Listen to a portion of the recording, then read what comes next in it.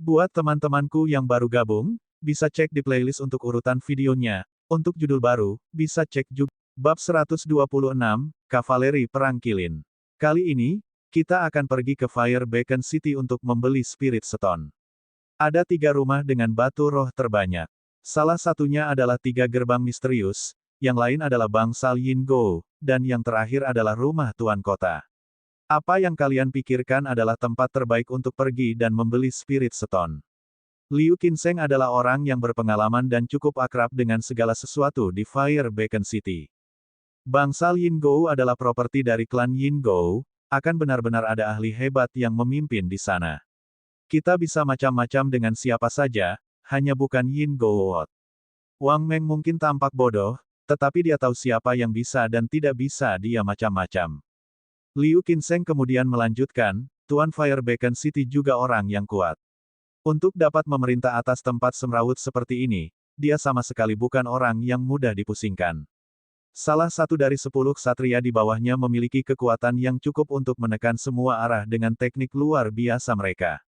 Petik 2. Mereka sedang berdiskusi bahkan sebelum memasuki Fire Beacon City. Fei Feiyun kemudian menambahkan, lalu satu-satunya yang tersisa adalah 3 gerbang misterius. Apa latar belakang gerbang?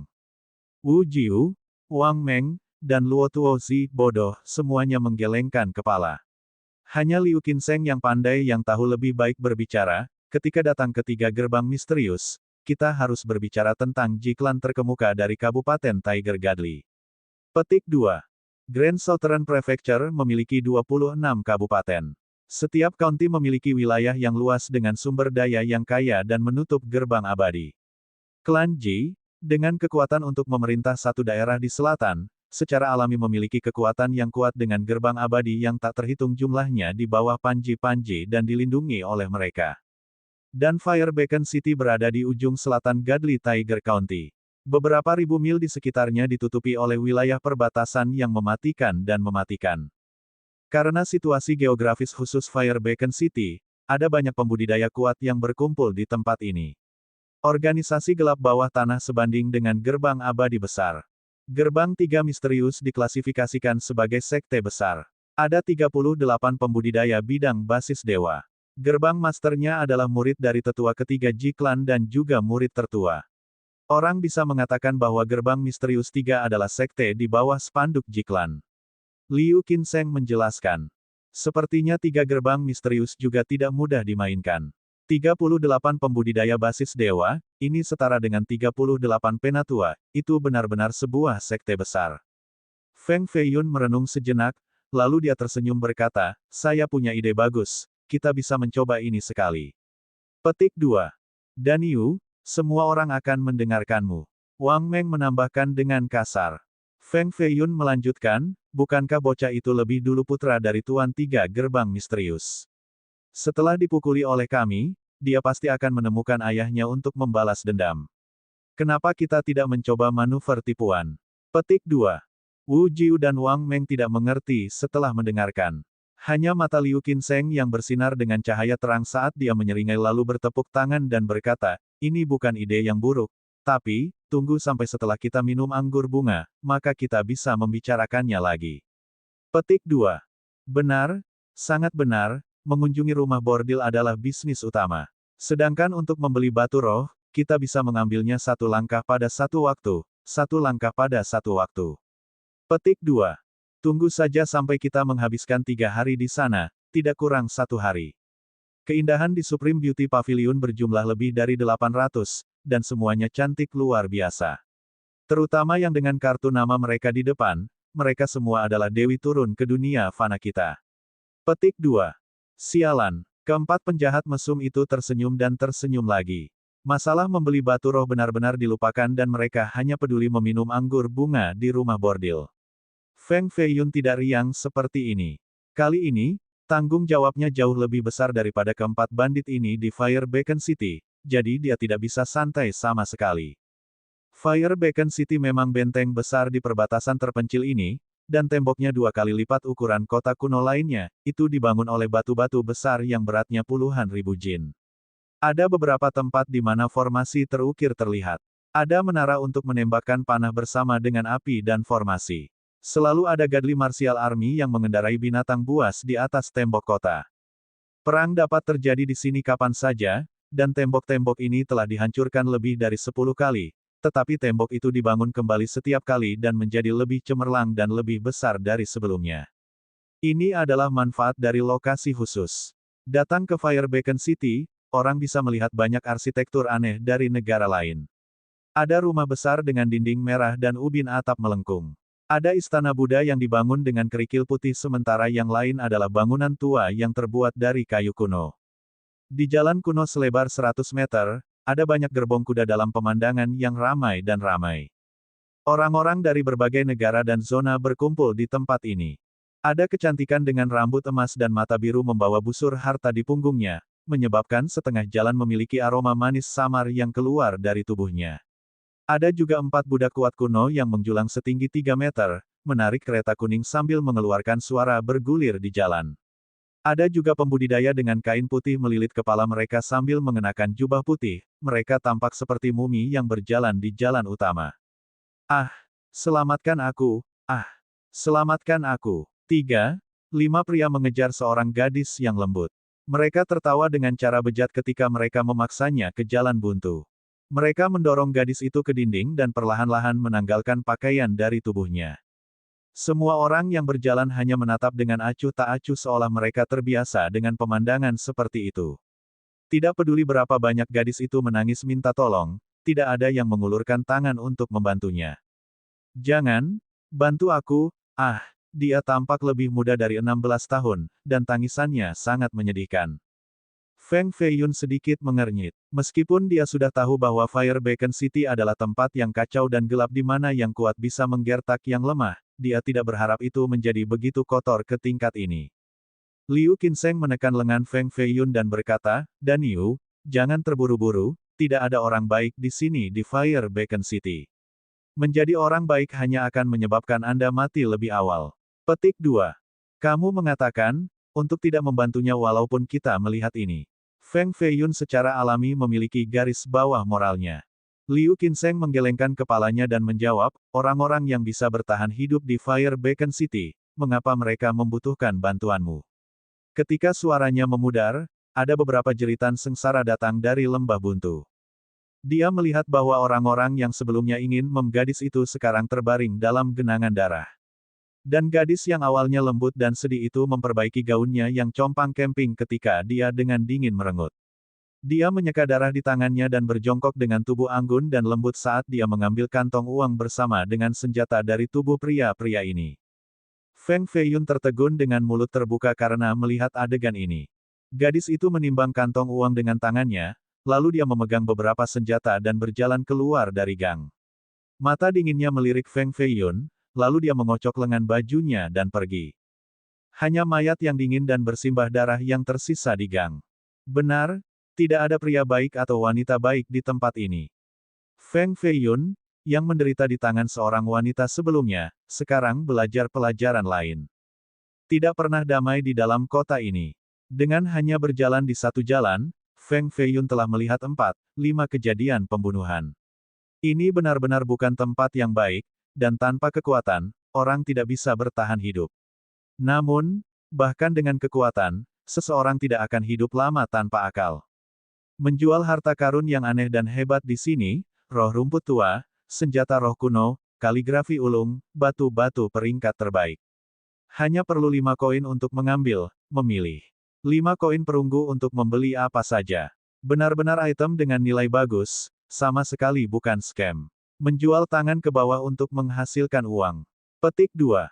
Setelah tiba di satu jalan, itu bahkan lebih kacau. Kedua sisi jalan dipenuhi pedagang kaki lima. Seseorang secara langsung memiliki tikar di tanah dengan banyak hal aneh di atasnya. Banyak orang mengelilingi tempat ini dan memilih item yang ditampilkan. Saudaraku, kau memiliki mata yang benar-benar bagus, ini adalah peringkat kelima spirit dan disempurnakan oleh guru dinasti saat ini, dan butuh waktu 30 tahun. Saya berusaha keras hanya untuk mendapatkannya. Saya melihat bahwa Big Brother adalah pria yang tampan dan berkelas, jadi saya akan menjualnya kepada Anda dengan harga murah, 80 koin perunggu, bagaimana dengan ini? Baik, kakak biasa jadi, Hanya 50 koin perunggu saja. Tidak bisa lebih rendah dari ini sudah harga yang membuat saya ingin melompat dari gedung. Astaga, kakak, jangan pergi. Kita dapat melihat sesuatu yang lain. Saya memiliki roh harta karun pemulihan surga kuno Divine Cauldron, kaligrafi sungguhan dari anak muda Xiandan yang terkenal. Hari terakhir, besok, saya akan melakukan perjalanan ke negara Poluo. Hari ini, saya memuntahkan darah saya karena saya menjual semuanya dengan harga super murah, semua harta langka dan berharga ini murah bagi semua orang. Batu roh, dan rumput roh, yang termurah adalah 3 koin perunggu. Saya tidak menunggu lagi, kesempatan ini tidak akan pernah datang lagi. Petik 2. Feng Feiyun melewati jalan dan menggelengkan kepalanya lagi dan lagi. Orang-orang ini benar-benar gagal dalam proporsi. Senjata roh adalah senjata surgawi terbaik. Bahkan senjata roh peringkat terendah akan bernilai lebih dari 10 kota kuno. Bagaimana mungkin beberapa lusin koin perunggu membeli satu? Obat-obatan spirit dan mahal juga karena mereka mulai sekitar 1 juta koin emas. Meskipun banyak orang tahu bahwa penjual adalah scammers, mereka masih berkeliling mencari kalau-kalau mereka bisa beruntung dan menemukan harta karun nyata. Feng Feiyun juga ingin tahu dan dua nyala menyala di matanya. Dia mengaktifkan teknik Heavenly Phoenix Gaze untuk memindai kios-kios ini. Hanya dengan pandangan sekilas, dia sudah kecewa. Itu benar-benar hanya memiliki hal-hal buruk dan tidak ada harta karun. Tunggu, tatapan Feng Feiyun tiba-tiba berhenti saat jatuh di sebuah kios. Dan Yu, jangan repot-repot, tidak ada yang baik di tempat ini. Jika Anda benar-benar ingin membeli harta langka, maka pergilah ke Bangsal Yingou. Bangsal Yingou adalah tempat di mana semua harta dari seluruh dinasti Jin yang saleh berkumpul. Petik 2. Ini benar, Bangsal Yingou benar-benar kekuatan terkaya di dunia ini. Dinding penyimpanan mereka rusak karena terlalu banyak harta. Sangat memalukan bahwa bos aslinya adalah klan Yingou, jadi tidak ada yang berani punya ide. Petik 2.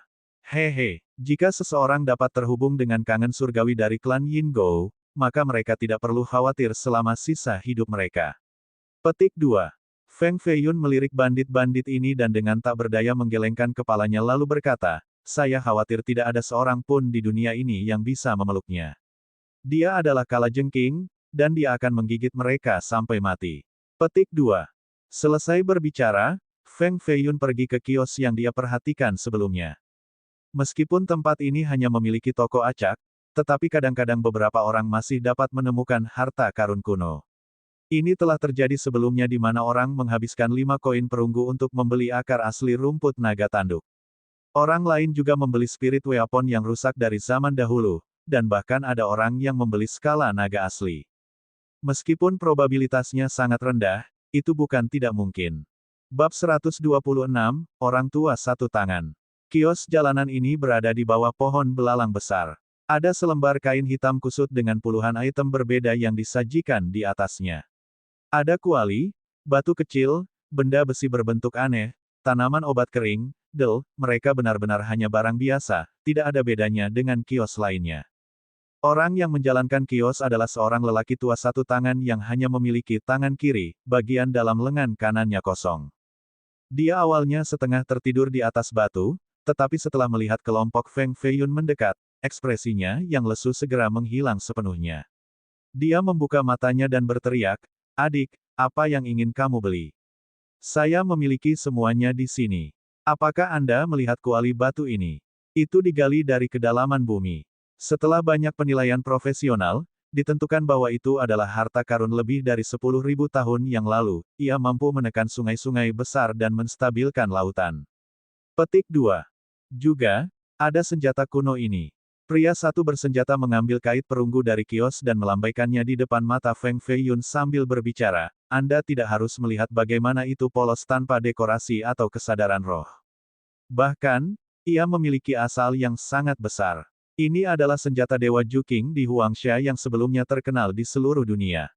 Setelah ternoda oleh darah, itu akan melepaskan kekuatan surgawi dan menghancurkan semua langit dan bumi. Petik 2.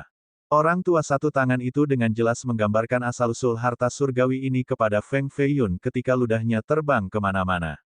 Jelas, dia telah mengulangi kata-kata ini berkali-kali dan dengan demikian, itu sangat mengalir. Penjelasannya memang efektif. Akibatnya, banyak orang datang dan ingin melihat harta legendaris yang aneh di sini. Mereka semua adalah pembudidaya dengan energi roh di tubuh mereka, dan bahkan ada beberapa ahli Immortal Foundation. Mereka menunjuk bolak-balik harta ini sambil berteriak kegirangan.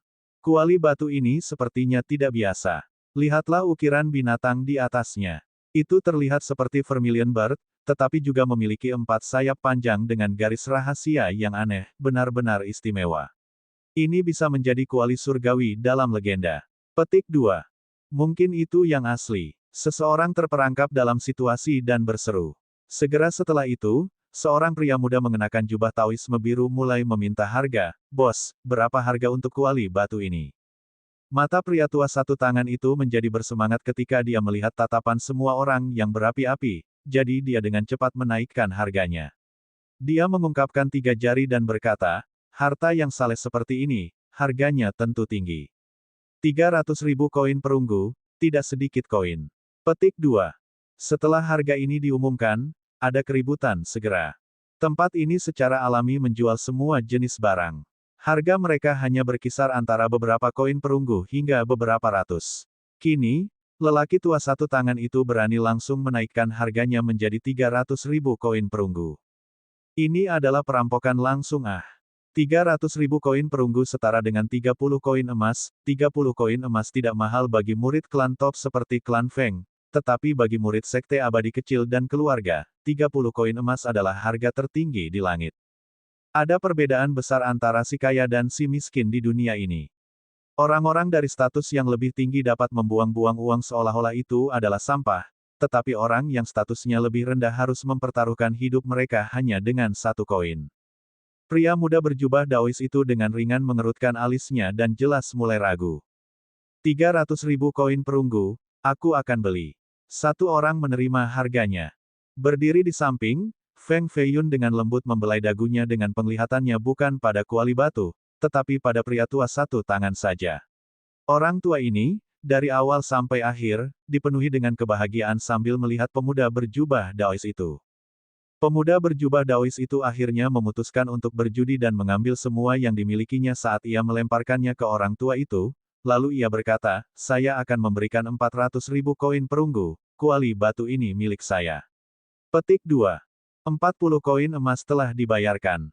Penawar yang lebih tinggi adalah yang paling layak, itu harus seperti ini, harus seperti ini. Pria tua satu tangan itu tertawa ke titik di mana matanya menjadi menyipit. Dia menyimpan 40 koin emas dan kemudian mendorong kuali batu ke arah pria muda berjubah Tao itu seolah-olah dia takut bocah itu akan berubah pikiran. Toko kecil saya hanya melakukan transaksi kecil dan tidak ada pengembalian begitu kita membuat kesepakatan. Kata pria tua satu tangan. Kenapa mengucapkan kata-kata yang tidak masuk akal seperti itu? Jika saya berani membelinya, maka secara alami saya tidak akan berubah pikiran. Petik 2. Pemuda berjubah Daois itu memiliki sinar cahaya di matanya. Dia dengan gembira mengangkat kuali batu di tangannya dengan mata yang bersinar dan dengan cermat melihatnya seolah-olah sedang melihat harta yang tak ternilai. Bibir Wang Meng kemudian melengkungkan senyum jahat ketika lengannya yang tebal diam-diam menabrak pemuda berjubah Daois itu dan langsung mengacaukan pusat gravitasinya, menyebabkan kuali batu di tangannya jatuh lurus ke tanah. Po, kuali batu jatuh ke tanah dan hancur berkeping-keping, dan bahkan menyemprotkan 1 ton kapur. Semua orang kemudian tertawa terbahak-bahak. Haha, itu jatuh dengan sangat baik, 1 kali jatuh sudah cukup untuk menunjukkan bahwa itu palsu. Petik 2. Menghabiskan 40 koin emas hanya untuk membeli yang palsu, adik kecil ini benar-benar jujur. Asteris asteris asteris. Kelompok orang ini takut bahwa dunia tidak akan terbakar, dan mereka tertawa sampai titik di mana pemuda berjubah Daois itu menjadi pucat pasi, mengungkapkan niat pembunuhannya. Kedua telapak tangannya berubah menjadi kepalan tangan saat dia dengan ganas melangkah ke arah lelaki tua satu tangan. Orang tua ini terlalu penipu, 400.000 koin perunggu adalah seluruh tabungannya. Pria tua satu tangan itu dengan cepat memegang tas penyimpanannya ketika berbicara, saya sudah mengatakan bahwa toko kecil saya hanya melakukan transaksi kecil dan tidak ada pengembalian begitu kita membuat kesepakatan. Adikku, kamu sudah setuju untuk ini. Petik 2. Meskipun pemuda itu sangat marah, tetapi di depan begitu banyak orang, tidak nyaman baginya untuk bergerak. Dia hanya menatap tajam ke orang tua itu dan berpikir tentang menunggu sampai semua orang pergi, maka dia akan merawatnya. Sementara semua orang masih tertawa keras, Feng Feiyun berjongkok untuk memeriksa barang-barang yang ditampilkan di tanah. Dan Yu, jelas bahwa orang tua ini adalah penipu. Lebih baik tidak melihat barang-barang ini. Liu Qinseng berbicara untuk mengingatkan Feng Feiyun. Awalnya, para penonton semua berniat untuk pergi, tetapi setelah melihat Feng Feiyun dengan hati-hati memilih barang-barang di tanah, orang-orang ini segera tinggal di belakang. Mereka tidak berharap bahwa orang lain akan berani membeli barang dari pria tua satu tangan ini. Sepertinya anak muda ini juga orang yang naif dan akan dibodohi dengan buruk. Pemuda berjubah Daois itu adalah contoh nyata kehilangan uang. Coba lihat, satu lagi tertangkap, hihi. Petik 2. Bocah ini berpakaian compang camping, aku yakin dia tidak akan punya apa-apa sama sekali. Petik 2. Sialan. Pria tua satu tangan itu secara alami melihat bahwa Feng Feiyun juga seorang pria yang buruk, tetapi bagaimanapun juga, dia masih seorang pelanggan. Mungkin scam dia sebanyak mungkin. Pria muda berjubah Daois itu juga tetap di belakang, berdiri di sebelah Feng Feiyun, dengan kilau di matanya. Dia hanya berharap akan lebih baik jika Feng Feiyun ditipu lebih buruk darinya. Feng Feiyun secara alami tidak peduli tentang teriakan orang-orang di sekitarnya. Dia mengambil satu putaran memandang segala sesuatu di tanah sebelum akhirnya menggelengkan kepala dan menghela nafas, lalu dia berdiri, ingin pergi. Orang tua satu tangan itu segera menjadi cemas, jadi dia dengan cepat berteriak, "Adik, jangan pergi ah. Jika Anda menyukai harta apapun, maka katakan saja dengan lurus. Kita bisa menegosiasikan harganya." Petik 2. Feng Feiyun tiba-tiba berhenti dan berjongkok kembali. Dia mengambil sebuah batu sebesar kepala manusia dan berkata, ada energi roh yang tak berujung yang tumbuh di dalam batu ini, itu benar-benar surga dan harta besar bumi. Petik 2. Feng Feiyun mengangkatnya dengan kedua tangan, lalu ia mencium baunya dan, sekali lagi, menganggukkan kepalanya untuk berkata, aura dewa sangat tebal, mungkinkah ini batu suci dari dunia abadi yang jatuh? Batu ini benar-benar biasa dan biasa-biasa saja dengan warna kuning kecoklatan bersama dengan tekstur longgar, kasar, dan kasar. Ada lumut hijau yang tumbuh di atasnya, dan diambil oleh lelaki tua satu tangan tadi di sepanjang jalan untuk menekan sepotong kain di kaki penjualnya. Namun, Feng Feiyun memuji itu seolah-olah itu sangat ajaib seperti harta karun alami yang lahir dari langit dan bumi. Semua orang memiliki tatapan ingin tahu di wajah mereka. Orang-orang dengan penglihatan luar biasa melepaskan sinar cahaya dari mata mereka, ingin melihat menembus kedalaman batu, tetapi mereka semua menggelengkan kepala dengan kecewa pada akhirnya. Itu benar-benar biasa. Ini hanya sepotong batu kuning biasa. Bahkan lelaki tua satu tangan itu sedikit ditarik kembali. Dia terutama menatap batu itu lagi tetapi tidak dapat menemukan sesuatu yang istimewa tentang itu. Sepertinya anak ini bodoh. Sepotong batu kuning ini bahkan tidak bernilai satu koin perunggu, namun seseorang menganggapnya sebagai harta karun. Pria tua itu secara alami senang dan tersenyum, adik kecil benar-benar penikmat yang cerdas, asal-usul batu ini benar-benar menakutkan. Legenda mengatakan bahwa paragon duduk di atasnya untuk menjadi tercerahkan di Dao, dan dia naik ke surga. Jika Little Brother benar-benar ingin membelinya dengan sepenuh hati, maka saya akan menjualnya kepada Anda seharga 20 koin perunggu. Petik 2. Orang tua itu tidak berani menyebutkan harga yang terlalu tinggi karena dia takut Feng Feiyun akan takut dan melarikan diri. Semua pembudidaya di dekatnya mulai terkekeh, kentut tua ini mulai menipu orang lagi. Ingin menjual batu yang tidak berguna ini seharga 20 koin perunggu, benar-benar perampokan. Bab 128, Harta Surgawi yang luar biasa. 1 koin perunggu. Feng Feiyun langsung meletakkan batu di tangannya kembali. Pria tua satu tangan itu terkejut dan dikutuk dalam benaknya. Sebelumnya, pria itu memuji batu itu karena jatuh dari langit. Sekarang, dia hanya memberi harga 1 koin perunggu, benar-benar yang malang. Adik kecil, seorang yang abadi tercerahkan dengan duduk di atas batu ini, mengapa Anda tidak membayar sedikit lebih banyak? Tanya pria tua satu tangan itu. Saya hanya punya 1 koin perunggu, jadi saya tidak bisa bahkan jika saya ingin membayar lebih. Feng Feiyun menggelengkan kepalanya dan berdiri seolah-olah ingin pergi. Meskipun orang tua itu kecewa, 1 koin perunggu masih berupa uang. Itu hanya batu acak yang diambil di jalan.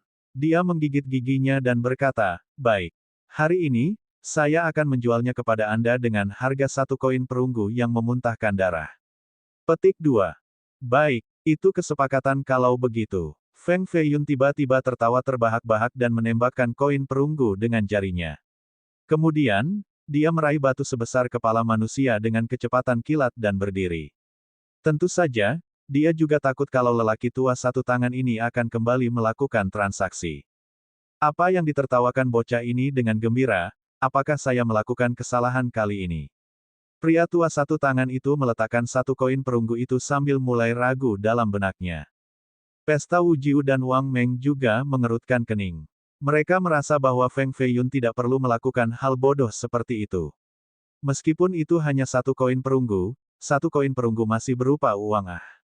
Dan Yu, sekarang bisakah kamu ceritakan tentang misteri batu itu? Sekilas kebijaksanaan muncul di mata Liu Qinseng. Orang lain mungkin merasa bahwa Feng Feiyun bosan sehingga dia menemukan sesuatu yang menghibur untuk dilakukan, tetapi Liu Qinseng merasa ada sesuatu yang lain terjadi. Para pembudidaya lainnya tidak pergi juga karena mereka memiliki pertanyaan yang sama di benak mereka. Bahkan lelaki tua satu tangan itu mengulurkan lehernya dan menajamkan telinganya untuk mendengarkan.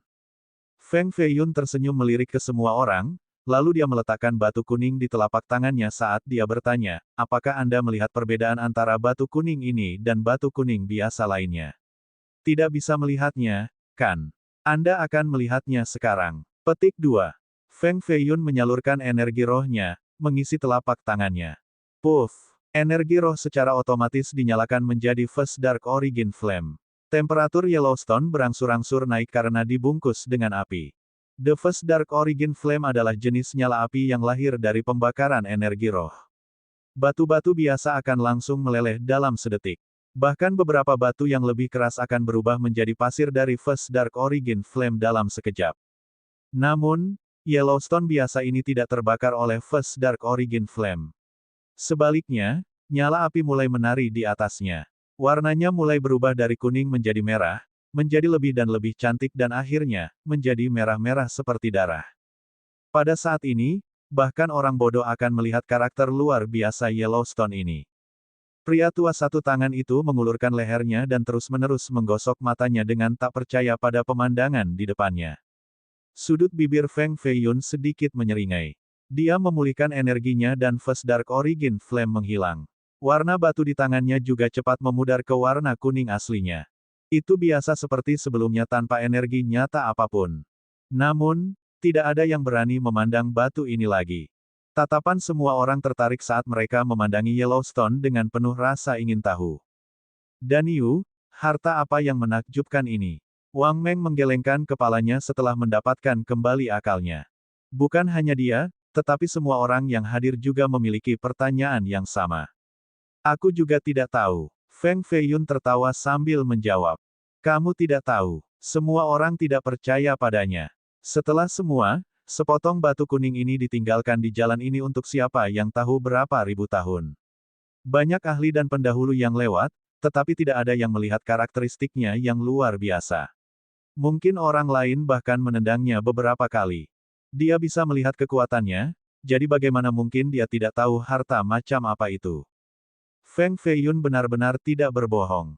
Heavenly Phoenix Gaze-nya hanya berada di tingkat awal, dan penglihatannya hanya setara dengan seorang master mencari harta peringkat ketiga. Banyak harta hanya bisa samar-samar merasakan bahwa itu tidak normal, tetapi orang tidak bisa benar-benar melihat esensinya. Sebelumnya, Feng Feiyun, dengan Heavenly Phoenix Gaze, hanya memperhatikan bahwa batu kuning ini memiliki aura yang sedikit berbeda dari sekitarnya. Seolah-olah ada suara samar yang berasal darinya, seperti telur yang dibungkus oleh lapisan batu, tetapi sama sekali tidak memiliki aura kehidupan. Feng Feiyun menggelengkan kepalanya dan menjawab, hanya dengan menghancurkan lapisan batu kita akan menemukan apa harta karun yang tersembunyi di dalamnya. Petik 2. Feng Feiyun dengan mudah mengambil pisau berkarat dari pedagang kaki lima di dekatnya dan mulai memotong di Yellowstone. Pemotongannya sangat lambat, dia hanya menghilangkan lapisan yang sangat tipis pada suatu waktu karena dia takut merusak harta karun di dalam. Berita itu menyebar dengan cepat dan kerumunan orang bertambah besar. Pada awalnya, Hanya ada lebih dari 10, kemudian menjadi beberapa lusinan, dan sekarang, ada beberapa ratus pengepakan kios yang begitu ketat sehingga bahkan setetes air pun tidak bisa masuk. Ada seseorang yang menemukan harta surgawi yang menakjubkan di warung jalan. Satu batu menjadi merah seperti darah di bawah api. Seseorang telah mulai memotongnya, saya pikir itu mungkin harta yang luar biasa dari generasi ini. Petik 2. Penggarap, satu demi satu, berlari ke arah kios, menyumbat seluruh jalan. Desir, desir, desir. Bilah di tangan Feng Feiyun menjadi lebih cepat dan lebih cepat saat memotong bubuk batu. Batu kuning yang awalnya ukuran kepala manusia menjadi setengah kecil. Desir, pisau lainnya jatuh, dan batu kuning itu tiba-tiba berubah menjadi warna merah darah. Ledakan. Bilah di tangan Feng Feiyun hancur oleh kekuatan tak terlihat menjadi bubuk besi, jatuh ke tanah sambil memancarkan gemerisik. Feng Feiyun merasakan aura mengerikan menyerang otaknya, menyebabkan dia memiliki keinginan untuk melemparkan batu ini jauh. Whoosh! Angin sepoi-sepoi dari sumber yang tidak dikenal bertiup, menciptakan suara menjerit seolah-olah ada hantu dan setan yang berteriak dan mengaum. Memang aneh memiliki angin sepoi-sepoi berhembus ketika matahari yang terik naik tinggi. Dan Yu, mungkin kita seharusnya tidak memotongnya lagi. Kenapa aku merasa itu bukan harta karun di dalam, tapi lebih seperti jantung berdarah. Wu Jiu merasa menggigil di seluruh tubuhnya dan sepertinya ada udara dingin keluar dari atas kepalanya. Mungkin tidak, saya bisa merasakan bahwa aura ini mungkin aneh, tapi itu pasti harta yang mengejutkan. Liu Qinseng dengan ringan memberi isyarat kepada 3 bandit lainnya. Jika benar-benar ada harta karun di dalam Yellowstone, maka seseorang pasti akan mencoba merampoknya. Keempat bandit secara implisit mengerti dan mulai berhati-hati. Mereka berdiri di sekitar Feng Feiyun dan tidak membiarkan siapapun mendekat. Feng Feiyun sangat ingin tahu dan juga tidak ingin berhenti. Dia mengambil parang besar di punggung Wu Jiu dan terus memotong. Batu itu menjadi semakin kecil, dan warnanya menjadi lebih merah, seperti darah, saat melintas ke segala arah. Bang! Bang! Bang! Petik 2. Batu di tangan Feng Feiyun kemudian pecah saat mulai bergerak seolah kembali hidup. Gerakannya menyebabkan tangan Feng Feiyun menjadi mati rasa. Istirahat untukku. Feng Feiyun merasa bahwa itu mencapai titik kritis, jadi dia akhirnya melepaskan pisau ke bawah. Kulit telur seperti batu terfragmentasi, dan kecemerlangan crimson meledak dan terbang beberapa ribu zang langsung ke langit. Banyak orang yang melihat cahaya ini merasa heran. Mereka benar-benar berpikir bahwa Master Puncak sedang menerobos ranah agung mandat surga. Cahaya merah ini tidak hanya menyilaukan, tetapi juga sangat panas. Meskipun telapak tangan Feng Feiyun dilindungi oleh cincin roh tak terbatas, itu masih terbakar. Sementara itu, para pembudidaya di sekitarnya yang menonton tontonan tidak bisa mengatasinya. Beberapa mata mereka ditikam oleh cahaya merah tua dan mulai berdarah. Pakaian dan rambut orang lain terbakar dan mulai berderak dengan api. Tidak ada yang menyangka bahwa kekuatan mengerikan seperti itu akan muncul dari sepotong batu. Feng Feiyun menyalurkan seluruh kultivasinya dan menggunakan kekuatan cincin roh tak terbatas untuk melepaskan kekuatan 6 diagram kuno untuk nyaris tidak menekannya. Namun, karena cahayanya terlalu kuat, dia tidak bisa melihat harta surgawi macam apa itu. Dia hanya bisa samar-samar mendengar bahwa ada suara aneh dan sangat sedih, seolah-olah seorang dewi dari zaman dahulu menangis. Bab 129, Batu Daomisasi. Kecemerlangan crimson tiba-tiba meledak, membawa serta suhu panas seperti api surgawi api dari kuali. Suara itu sangat lemah, tetapi setiap kultivator di bidang pangkalan Gat jelas bisa mendengar tangisan seorang wanita. Tidak lama kemudian, cahaya ini berangsur-angsur redup dan benar-benar menghilang, karenanya mengungkapkan bentuk aslinya. Ini adalah, Feng Feiyun tidak bisa mempercayai matanya. Ini adalah batu berwarna optimis seukuran tangan manusia. Yang mengejutkannya adalah penampilan mata wanita itu, keduanya panjang dan sempit seperti cermin berapi-api. Baik bentuk dan bentuknya terlalu mirip dengan mata manusia. Di permukaan ada garis-garis pupil dengan mata halus, dan bahkan ada bulu mata alami juga. Mata ini benar-benar indah, lebih cantik dari mata wanita manapun. Jika itu muncul pada seorang wanita, maka itu benar-benar mata peri. Ini tidak dibentuk dari Spirit Stone atau disempurnakan oleh Spirit Tracer karena tidak ada tanda-tanda manusia merusak, mungkinkah ini lahir dari alam? Jika itu benar-benar lahir dari alam, maka dengan ukuran seperti itu, nilai batu crimson ini bahkan mungkin lebih tinggi dari spirit treasures. Kesadaran roh yang begitu kuat, itu sebenarnya secara otomatis mengumpulkan energi roh dunia. Mungkinkah, bahwa mata ini ingin menghidupkan kembali dirinya sendiri? Feng Feiyun merasakan detaknya dengan frekuensi yang sangat jelas dan teratur, seperti hati yang hidup. Namun, ketukan ini hanya bisa dirasakan dan tidak terlihat dengan penglihatan biasa. Sebuah batu crimson secara otomatis mengumpulkan esensi dunia seolah-olah sengaja dibudidayakan. Itu tidak berbeda dari makhluk hidup. Jika diberi kesempatan, itu mungkin bisa menjadi iblis dari kultivasi. Setan batu yang menakjubkan. Ledakan. Gelombang udara dingin keluar dari dalam keluar. Dalam sekejap, itu membekukan lengan Feng Feiyun menjadi balok es. Dan keempat bandit yang berdiri di sekitar Feng Feiyun juga ditutupi dengan lapisan beku. Aura dingin ini terlalu ganas karena menyodorkan dirinya ke dalam darah Feng Feiyun. Pembuluh darahnya mulai membeku dengan cepat. Pada saat yang sama, itu menyebar ke hatinya seolah-olah ingin mengubahnya menjadi manusia es. Sensasi beku sangat menyakitkan. Rasanya seperti daging di seluruh tubuhnya dipotong-potong kecil oleh pisau yang beku. Ledakan. Tepat ketika lapisan es mencapai dada Feng Feiyun, Azure Bronze Spirit Vessel yang sedang membersihkan dantiannya segera mulai berkedip. Itu hanya kilatan cahaya, tetapi semua kristal es ini segera mundur seperti gelombang surut. Semua energi dingin ditekan kembali ke batu crimson. Di atas Azure Bronze Spirit Vessel adalah Dragon Horse Mountain dan River Diagram. Naga kuda yang tampaknya hidup meringkuk dan langsung menekan batu crimson di tangan Feng Feiyun, menyebabkannya bergetar dan, pada akhirnya, pemandangan yang tenang dipulihkan. Feng Feiyun secara alami jelas menyadari segala sesuatu yang baru saja terjadi di tubuhnya.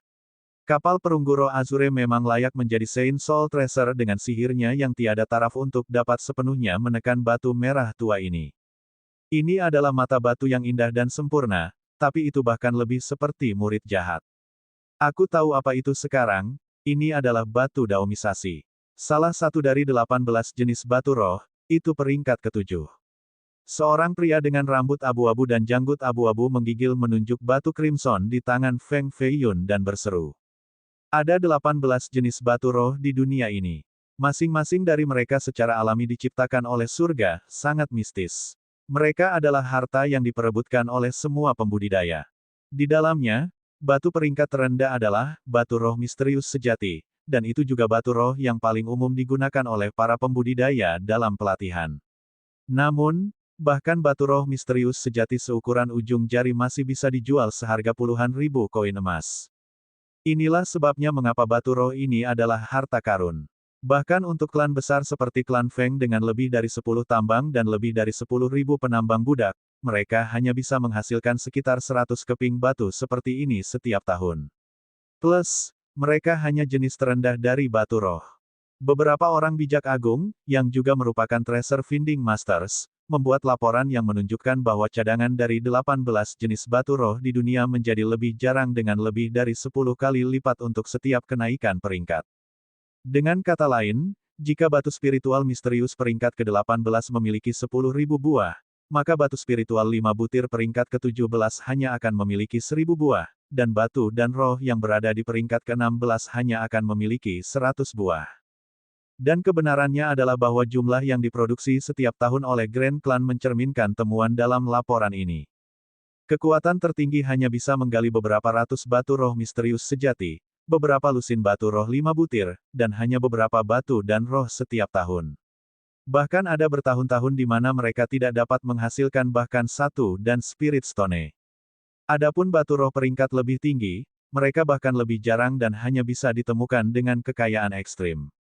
Terkadang, diperlukan beberapa lusin tahun untuk menemukan satu saja. Di dunia kultivasi dinasti Jin yang saleh, hanya beberapa yang digali dalam beberapa ribu tahun terakhir. Misalnya, sehubungan dengan batu roh naga yang berada di peringkat 10, hanya satu yang ditemukan dalam beberapa ribu tahun terakhir. Pada saat ini, ia ditempatkan di Istana Kekaisaran Dinasti untuk melindungi nasib kerajaan. Terkadang, batu seperti ini sudah cukup untuk melindungi nasib kerajaan, memungkinkannya untuk makmur selama beberapa ribu tahun tanpa penurunan. Untuk 18 jenis batu roh, masing-masing memiliki tujuan khusus mereka sendiri. Misalnya, Batu roh misterius sejati mengandung sejumlah besar energi roh, menggandakan kecepatan kultivasi bagi para pembudidaya. Para pembudidaya yang kuat semuanya menggunakan batu ini untuk mengolah alih-alih menyerap energi roh dunia.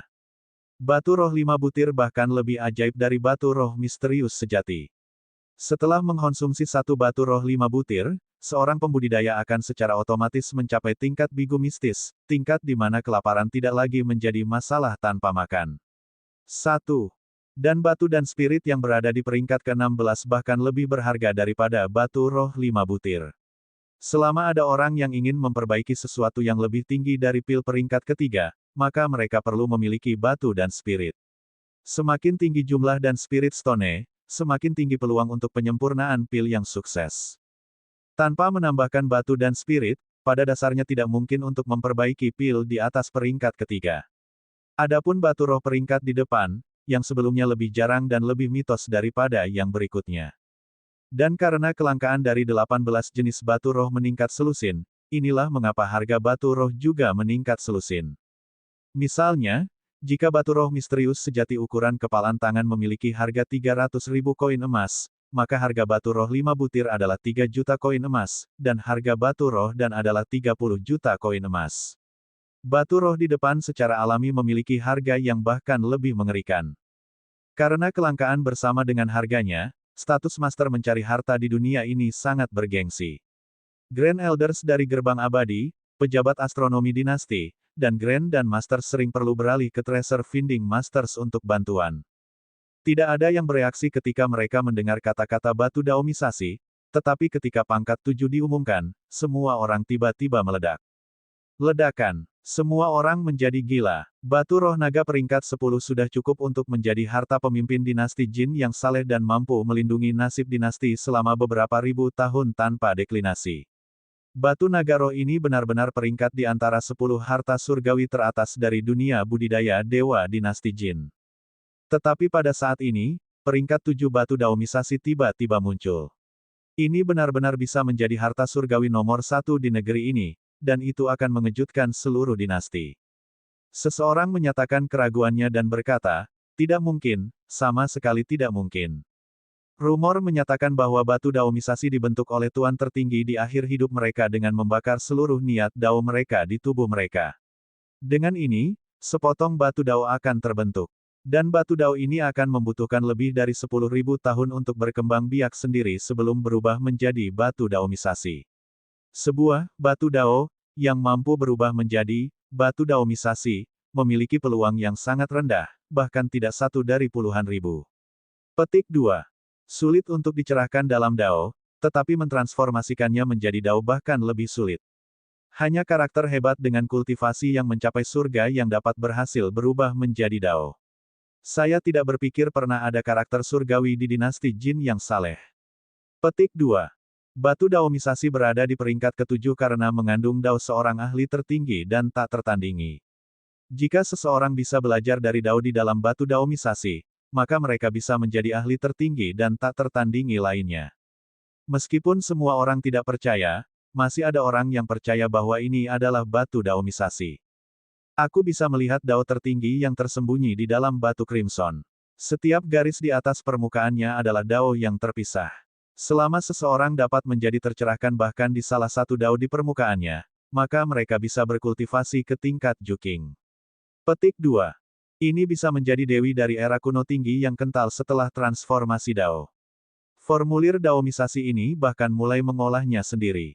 Jika tidak ada yang mengeluarkannya dari batu kuning dan membiarkannya membudidayakan selama beberapa ribu tahun lagi, maka mungkin dewi yang sudah mati itu bisa dilahirkan kembali dan akan mendominasi dunia sekali lagi. Petik 2. Meskipun semua orang memiliki perspektif dan spekulasi yang berbeda tentang batu roh ini, mereka yakin bahwa batu roh ini adalah harta surgawi yang sangat berharga. Pada perkiraan yang paling konservatif, nilainya akan melebihi Spirit Treasure. Tatapan semua orang menjadi merah saat mereka melirik batu roh merah di tangan Feng Feiyun. Tidak ada yang bisa menyembunyikan keserakahan di mata mereka. Banyak pembudidaya yang kuat bersiap, mengungkapkan niat membunuh mereka sambil melihat Feng Feiyun. Seluruh jalan ditutupi oleh suasana badai seolah-olah hujan darah mendekat. Bab 130, Darah Menodai Jalan Panjang. Orang itu bingung dan tidak bisa percaya bahwa dia menjual harta surgawi untuk 1 koin perunggu. Dia menipu orang setiap hari hanya untuk ditipu hari ini. Tetapi setelah melihat atmosfer dipenuhi dengan udara pembunuh ketika harta surgawi itu diungkapkan, orang tua itu segera merasa sedikit lebih baik. Setidaknya bencana mematikan ini tidak akan menimpanya. Orang biasa tidak bersalah, tetapi orang yang membawa batu giok bersalah. 1. Saudara muda, orang tua ini berasal dari Suklan dari negara Poluo. Batu daomisasi ini adalah harta kuno yang hilang dari Suklan saya, tolong kembalikan. Seorang pria mengenakan jubah sutra biru yang dikelilingi oleh pelayan melangkah maju. Senyumnya dengan jelas mengungkapkan niatnya saat dia mengulurkan tangannya. Batu daomisasi ini jelas ditemukan di jalan dan ditemukan oleh visi Feng Feiyun untuk memotong harta karun itu. Mata beberapa orang memerah karena keserakahan dan secara alami berbohong tanpa rasa malu. Bagaimana ini berbeda dari perampokan langsung? Saat batu ini keluar, Feng Feiyun tahu bahwa perdamaian tidak mungkin hari ini. Jelas, seseorang akan segera melompat keluar. Karena itu, ia sedikit menyeringai dan berkata, ini senior yang ingin menggertak kita orang desa. Baik Feng Feiyun dan keempat bandit mengenakan pakaian yang tidak berbeda dari para pengungsi. Ini adalah alasan mengapa orang lain merasa bahwa mereka mudah diganggu, mereka ingin membunuh mereka untuk harta mereka. Berat, jadi bagaimana jika aku ingin menggertakmu? Anda lebih baik mengembalikan harta yang hilang oleh Suklan Poluo Country saya. Kalau tidak, akan ada mayat terbaring di jalan hari ini. Petik 2. Seorang pria berotot mengenakan baju perang melangkah keluar dari belakang pria tua berjubah sutra itu. Ini adalah seorang pejuang dari negara Poluo dengan puluhan ribu pasukan di bawah komandonya, kemampuan tempur yang benar-benar terhormat. Jelas sekali bahwa lelaki tua berjubah sutra ini adalah bangsawan dari negeri Poluo. Maka dari itu mengapa dia memiliki ahli yang begitu kuat untuk melindunginya. Tatapan Feng Feiyun berubah dingin dan melotot ke depan untuk mengatakan, tidak jelas siapa yang akan berbaring mati di jalan dulu. Petik 2. Dengan kekuatan yang kuat dan dibentengi, Suklan adalah keluarga kerajaan dari negara Poluo, dan memiliki karakter besar tingkat Juking. Namun, Feng Feiyun secara alami bukanlah orang yang takut akan masalah. Bahkan jika Raja Poluo datang ke sini sendiri, Feiyun masih akan mau bertarung. Petani rendahan yang tidak tahu kehidupan dari kematian. Pria lapis baja membentuk gambar harimau yang saleh di belakang punggungnya. Dia mengangkat kepalanya ke langit dan dengan suara memekakkan telinga. Ini adalah teknik roh asing dari negara Poluo. Itu memurnikan darah binatang buas aneh ke dalam tubuh untuk mendapatkan garis keturunan, bersama dengan kekuatan binatang buas aneh ini. Orang seperti ini disebut prajurit binatang buas. Setiap prajurit binatang buas di negara Poluo memiliki status yang sangat tinggi bersama dengan kecakapan pertempuran yang meneror. Prajurit binatang buas memiliki status yang sebanding dengan bangsawan. Di sini, dia melindungi seorang lelaki tua. Apa identitas lelaki tua ini di negara Poluo? Beberapa orang mulai berspekulasi diam-diam karena mereka merasa bahwa lelaki tua berjubah sutra ini adalah paman kekaisaran dari negara Poluo. Prajurit binatang buas memang sekuat klaim rumor, kecakapan pertempurannya sebanding dengan pembudidaya basis dewa awal. Beberapa pembudidaya terengah-engah dari aura prajurit binatang buas, mereka hanya bisa mundur-mundur selangkah demi selangkah. Feng Feiyun masih menggenggam batu daomisasi dengan erat sambil berdiri tegak di jalan panjang. Meskipun pakaiannya compang camping dan memiliki rambut acak-acakan, seperti sarang gagak, bersama dengan kaki telanjangnya yang berlumpur, ekspresinya tidak menunjukkan rasa takut. Meskipun dia dalam situasi badai, dia berdiri teguh dan tenang. Bam! Prajurit binatang buas melepaskan tinju, yang membawa kekuatan beberapa lusin ribu jin, ke dada Feng Feiyun dan langsung membuatnya meluncur mundur. Meskipun dia dipaksa kembali, dia tidak terluka sama sekali. Prajurit itu cukup terkejut. Kekuatan tinjunya mampu menghancurkan pembudidaya basis dewa awal, tetapi tidak bisa membahayakan musuh. Bocah ini benar-benar memiliki kemampuan untuk bertindak sombong. Tepat ketika dia akan berakting lagi, sosok Feng Feiyun tiba-tiba melintas dan muncul tepat di depannya. Satu telapak tangan memukulnya tepat di kepala. Retak. Baju besi di tubuh prajurit pecah berkeping-keping saat tubuhnya bergetar hebat. Dia kemudian dengan lembut jatuh ke tanah dan tidak bisa berdiri lagi. Feng Feiyun tidak repot-repot melihat prajurit yang sekarang berbaring di jalan. Tatapannya menyapu semua petani di dekatnya dan dengan dingin menyatakan, jika ada orang lain yang ingin bertarung, saya akan menghibur Anda sampai akhir. Jika Anda ingin merebut batu daomisasi, Anda lebih baik memiliki keterampilan nyata. Petik 2. Kemudian, matanya sengaja menyorot ke orang tua yang mengenakan jubah sutra. Lelaki tua itu, dari awal hingga akhir, berdiri di samping tanpa bergerak. Meskipun prajurit itu bawahannya, orang tua itu tidak mengubah ekspresinya sama sekali bahkan ketika dia mati di tangan Feng Feiyun.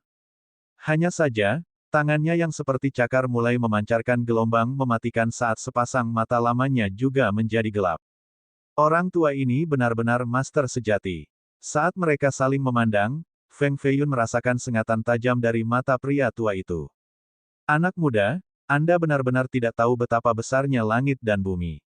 Berani membunuh seorang jenderal dari negara Poluo di Fire Beacon City, saya khawatir Anda tidak akan hidup lebih lama lagi. Pria tua berjubah sutra itu sedikit melangkah maju saat kekuatan tak terlihat bergetar dari tanah. Feng Feiyun merasakan kekuatan rending gunung datang dari bawahnya. Dia ingin mematahkan kakinya, jadi dia dengan cepat menyalurkan seluruh energinya untuk membalas ke tanah. Ledakan. Feng Feiyun harus mundur selama 3 langkah berturut-turut sebelum menetralkan kekuatan ini. Orang tua itu hanya mengambil 1 langkah ke depan sementara Feng Feiyun harus terus mengambil 3 langkah ke belakang. Kesenjangan dalam kultivasi jelas terlihat. Untuk memiliki kultivasi seperti itu pada usia Anda benar-benar langka, dan bakat alami Anda dapat dianggap luar biasa. Serahkan batu daomisasi. Anda tidak dapat memegang harta karun level ini, dan itu hanya akan membawa bencana mematikan bagi diri Anda sendiri. Orang tua itu tidak lagi bertele-tele dan langsung mengungkapkan niatnya menginginkan batu itu. Dengan bakat bawaan seperti itu, akan sangat disayangkan untuk mati mendadak di tempat ini. Pria tua itu, sekali lagi, mengambil langkah kecil ke depan saat auranya menjadi lebih mengerikan. Itu tidak hanya memaksa Feng Feiyun untuk mengambil 3 langkah lagi, semua pembudidaya di dekatnya terpaksa mundur juga. Orang dengan kultivasi yang lebih lemah segera memuntahkan darah dari tekanan. Feng Feiyun mengukuhkan darahnya di dalam tubuhnya dan memperkuat posisinya, kemudian dia berbicara, kamu tidak ada yang istimewa dibandingkan dengan yang lain. Jika Anda tidak hidup lebih lama dari saya selama beberapa dekade, dan jika saya bisa berkultivasi selama 3 atau 5 tahun, maka saya akan membunuh Anda seperti membunuh seekor babi. Petik 2. Tampilan pria tua itu berubah menjadi masam saat dia marah oleh Feng Feiyun. Petir retak di telapak tangannya saat dia melepaskan tinju di udara. Telapak tangan ini menyebabkan angin bergetar ketika 6 kilins bergegas maju. Tinjunya benar-benar melepaskan 6 kilins, kekuatan 320.000 jin. Hanya angin yang bertiup sendiri menyebabkan orang lain sakit seolah-olah pisau kecil mengiris kulit mereka. Feng Feiyun mulai menyalurkan cincin roh tak terbatasnya. Dia ingin menggunakan Spirit Tracer ini untuk langsung menyerang orang tua itu, tetapi ada seseorang yang tiba-tiba bergegas ke depan. Bam! Wang Meng menginjak tanah dan melangkah keluar. Kedua kakinya langsung menghancurkan batu-batu ubin di jalan. Dengan kakinya yang dibentengi di bawah tanah, dia melepaskan kedua tinjunya ke depan saat dia dan lelaki tua itu berkompetisi dengan 1 pukulan. Bam! Lebih dari 10 batu ubin di jalan terbang. Kaki Wang Meng tergelincir ke belakang, menciptakan 2 alur panjang di tanah. Dia terus-menerus mundur selama lebih dari 8 zang sebelum akhirnya menstabilkan telapak tangan pria tua itu. Pria tua itu juga harus mengambil langkah mundur saat dia meletakkan tangannya. Meskipun Wang Meng kalah dalam 1 serangan ini, ia berhasil memblokir telapak tangan ini. Membandingkan kekuatan kasar, dia hanya 1 tingkat di bawah orang tua ini. Ayo lagi. Pria tua itu menjadi gelisah dan malu. Dia secara pribadi mengambil tindakan, namun dia tidak bisa merawat para petani miskin ini benar-benar memalukan bagi klan kerajaan Poluo. Dia memang seorang paman kerajaan dari negara Poluo. Dia selalu berada di atas dalam status, jadi dia secara alami meremehkan para petani ini seperti Feng Feiyun. Ledakan. Pria tua itu melepaskan serangan lain. Telapak tangan ini bahkan lebih kuat dan memiliki kekuatan yang mampu menerbangkan gunung yang tinggi.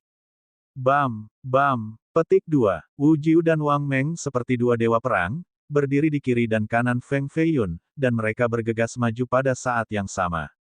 Keduanya adalah orang yang galak. Yang satu secara alami dilahirkan dengan kekuatan surgawi sementara yang lain mengolah tulangnya menjadi warna emas. Keduanya menginjak-injak jalan menjadi potongan-potongan kecil dan memaksa orang tua itu untuk terbang mundur. Lelaki tua itu mendarat di tanah dan terus mundur sampai ke ujung jalan sebelum dia bisa berdiri diam. Orang lain ingin merebut harta itu, tetapi sekarang mereka semua menarik napas dalam-dalam dan secara naluri mundur 2 langkah. Tidak seorang pun berharap agar kelima pengungsi ini begitu kuat. Dengan yang lebih kuat dari yang lain, bahkan paman kekaisaran dari negara Poluo dipaksa kembali. Puff! Liu Qinseng menamparkan kepala seorang pembudidaya yang menyelinap dari tubuhnya. Darah mulai menyembur ke seluruh lantai, dan kepala berdarah yang terbang di langit ditendang berkeping-keping oleh Luo Tuozi. Keempat bandit ini tidak hanya kuat, mereka juga kejam. Ini menekan semua orang di tempat kejadian. Keparat, siapa lagi yang mau mencoba? Ayahmu akan bercinta dengan seluruh keluarganya. Wu Jiu melambaikan parang besar di tangannya seperti dewa jahat dan meraung. Tiba-tiba ada angin puyuh yang muncul dari udara tipis, memunculkan suara angin yang bersiul. Diam, semua orang bahkan tidak berani bernafas. Terlalu biadab. Terlalu ganas. Tiba-tiba, langkah kaki terdengar. Feng Feiyun melirik pria muda dengan jubah Taois. Dia tiba-tiba maju. Ini adalah idiot yang tertipu dan menyerahkan 400.000 koin perunggu kepada orang tua satu tangan. Pada saat ini, pemuda berjubah Daois ini memiliki temperamen yang luar biasa, seperti bintang yang bersinar terang. Feng Feiyun mengaktifkan Heavenly Phoenix Gaze-nya dan mengamati gambar yang naik di atas kepalanya. Sepertinya itu matahari putih yang membakar. Pemuda berjubah Tao ini memiliki asal-usul yang bagus, dan kultivasi pribadinya sudah lebih tinggi daripada orang tua berjubah sutra. Usia seperti itu dengan kultivasi seperti itu bersama dengan bakat bawaan, latar belakang di belakangnya pasti tak terhitung. Bab 131, Bei Mingtang. Pria muda berjubah Dao ini jelas adalah seorang kultivator dari gerbang abadi besar yang jarang bersentuhan dengan dunia luar. Inilah sebabnya dia ditipu oleh orang tua satu tangan itu meskipun budidayanya luar biasa. Semua orang memberi jalan baginya karena mereka bisa merasakan kekuatan naik dari napasnya yang kuat. Pria muda ini tampaknya berniat memprovokasi Feng Feiyun. Matanya yang dingin, dari awal hingga akhir, menguncinya saat dia berbicara. Kamu mengatakan bahwa dengan 3 hingga 5 tahun lagi, kamu akan bisa membunuh orang tua itu seperti babi dan anjing, kata-kata yang begitu berani. Namun, kata-kata itu mungkin benar. Generasi yang lebih muda berjuang melawan yang sebelumnya, ini memang agak tidak menguntungkan. Namun, usia kita mirip, apakah kamu berani melawan aku? Petik 2. Gambarnya menjadi lebih besar dan lebih besar seperti matahari yang menggantung di langit atau kuali yang membakar cakrawala itu sendiri. Itu menekan ke arah Feng Feiyun. Dia ingin menggunakan auranya untuk menguasai Feng Feiyun. Ledakan. Aura yang kuat juga melonjak keluar dari tubuh Feng Feiyun dan berubah menjadi Dragon Horse Mountain dan River Diagram. Luasnya keagungannya secara langsung mendorong aura pemuda itu terbang mundur. Bagaimana bisa matahari menyamai Dragon Horse Mountain dan River Diagram yang kuat? Saat aura muncul, dunia kehilangan warnanya. Aura Feng Feiyun berubah lebih tajam dan lebih tajam saat darah di tubuhnya mengalir lebih cepat dan lebih cepat. Pria muda berjubah Dao itu bersemangat dengan niat bertarungnya. The Immortal Foundation dalam dantiannya juga disalurkan oleh aura ini saat buah yang tumbuh darinya menjadi lebih kental, itu mulai memiliki kesempatan untuk jatuh. Ini dia mencoba untuk berubah menjadi basis dewa. Tanda pertama sebelum menerobos ke dunia basis God. Feng Feiyun telah mencapai puncak Immortal Foundation selama beberapa waktu dan efek obat dari Spirit Spring Water dalam aliran darahnya juga gelisah ketika ranah Dewa Bes mendekat. Baik, aku akan bertarung denganmu. Feng Feiyun ingin menggunakan pertempuran ini untuk mencapai ranah pangkalan God. Ini adalah dunia yang dia harapkan, dia samar-samar merasakan bahwa energi roh di tubuhnya akan mengalami perubahan esensi. Kualitas, bersama dengan kuantitas, akan berlipat ganda beberapa kali. Pada saat ini, hal yang paling tidak dia miliki adalah energi roh dalam dantiannya. Jika dia memiliki energi yang cukup, dia akan dapat memanfaatkan kekuatan cincin roh tak terbatas dan benar-benar menggunakan kekuatannya sebagai harta karun roh. Pada titik itu, dia akan menjadi tak terkalahkan terhadap orang-orang dari dunia yang sama. Pada saat ini, dengan budidaya Yayasan Immortal puncaknya, dia hanya bisa menyalurkan kekuatan roh harta sekali sebelum menipisnya dantiannya. Jadi kecuali itu benar-benar diperlukan, dia tidak akan pernah menggunakan roh harta karun. Namun, begitu dia menerobos ke dunia basis dewa dan mendapatkan cadangan energi roh berkali-kali lebih besar, dia akan dapat menggunakan kekuatan pertempuran dari harta karun roh beberapa kali tanpa melemah. Ini berarti bahwa kecakapan pertempurannya akan meningkat lebih dari selusin kali. Dan Yu, bagaimana kalau aku melawannya saja? Wu Jiu berinisiatif untuk meminta dia takut Feng Feiyun bukan tandingan pria muda berjubah dao. Feng Feiyun ingin meminjam pemuda itu untuk menerobos. Semakin tinggi stres, semakin besar kemungkinan dia akan menerobos. Tidak dibutuhkan. Bahkan jika aku mati dalam pertempuran ini, kalian tidak bisa bergerak. Feng Feiyun ingin mengambil risiko itu semua dan berjuang sampai akhir. Jika dia tidak bisa menerobos, dia tidak akan menyesal mati karena keputusan ini. Tanpa semangat juang yang berani, seseorang tidak bisa menginjak jalur kultivasi untuk waktu yang lama.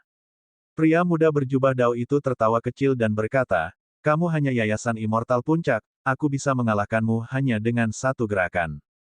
Petik 2. Jika kamu bisa mengalahkanku dengan satu gerakan, maka aku akan memberimu batu daomisasi dengan kedua tangan. Dengan Dragon Horse Mountain dan River Diagram di atas kepalanya, Feng Feiyun melangkah maju dengan ekspresi yang ditentukan. Ini adalah kata-katamu. Mata pemuda itu bersinar dengan ekspresi bahagia dan bergegas maju dengan tidak sabar. Dia berubah menjadi tornado berbentuk naga. Kedua tangannya menjadi dua cakar naga raksasa. Kultivasi pemuda itu benar-benar meneror. Itu pada tingkat yang sama dengan paman kerajaan dari negara Poluo, dan itu bahkan bisa menjadi langkah lebih tinggi. Tubuh Feng Feiyun tampaknya terperangkap dalam badai dan bisa dikirim terbang kapan saja. Bang, bang, bang, bang, bang, bang, bang, bang, bang, bang. 9 bayangan kepalan tangan terus-menerus menyerang ke depan saat Feng Feiyun mencoba untuk memblokir pukulan pemuda itu. Tinju Feng Feiyun hancur dan menjadi berlumuran darah dengan tetesan kuning jatuh ke tanah, mengeluarkan suara klip-klop. Pria muda itu mundur. Dia awalnya berpikir bahwa dia dapat dengan mudah mengajarkan Feng Feiyun pelajaran, tetapi 9 tinju lawan dari sebelumnya sangat mendalam dan berisi dao yang dalam. Setiap kepalan memblokir serangannya dan mendorongnya kembali. Ingin mengalahkanku dengan satu langkah, dalam mimpimu. Meskipun tinjunya berlumuran darah, niat bertarungnya menjadi lebih padat dan terus meningkat. Energi roh di tubuhnya juga terkonsolidasi karena dengan cepat mendekati ranah basis dewa. Datang lagi. Kekuatan pemuda itu berkali-kali lebih tinggi dari Feng Feiyun. Dia ingin menekannya dalam beberapa gerakan atau bahkan membunuhnya untuk mengambil batu daomisasi dari tangannya. Dia memanggil pedang terbang semangat roh harta. Pedang pulsa memukul Feng Feiyun seolah-olah dia adalah telur yang berjuang melawan batu. Situasinya sangat suram karena darah ada di mana-mana. Namun, itu tidak melukai tempat vitalnya. Dalam sekejap mata, mereka telah bertukar 10 gerakan, tetapi pemuda itu masih tidak bisa mengalahkan Feng Feiyun. Dia menjadi semakin gila ketika pedang bersinar menjadi lebih cepat dan lebih padat seperti tirai yang terbuat dari air. Jadi itu dia, tidak heran mengapa kultivasinya begitu mengerikan pada usia yang begitu muda. Seseorang yang mengetahui identitas pria muda berjubah dao itu setelah melihat teknik pedangnya. Siapa itu? Seseorang dengan rasa ingin tahu bertanya. Tidak bisa mengatakan, tidak bisa mengatakan. Benar-benar asal yang menakutkan dengan latar belakang yang sangat kuat. Bahkan jika dia membunuh semua orang di sini, tidak ada yang berani membalas dendam.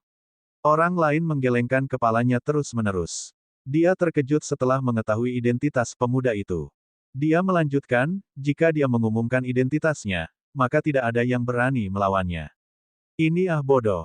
Serahkan saja batu daomisasi, mengapa harus menyinggung perasaannya? Petik 2.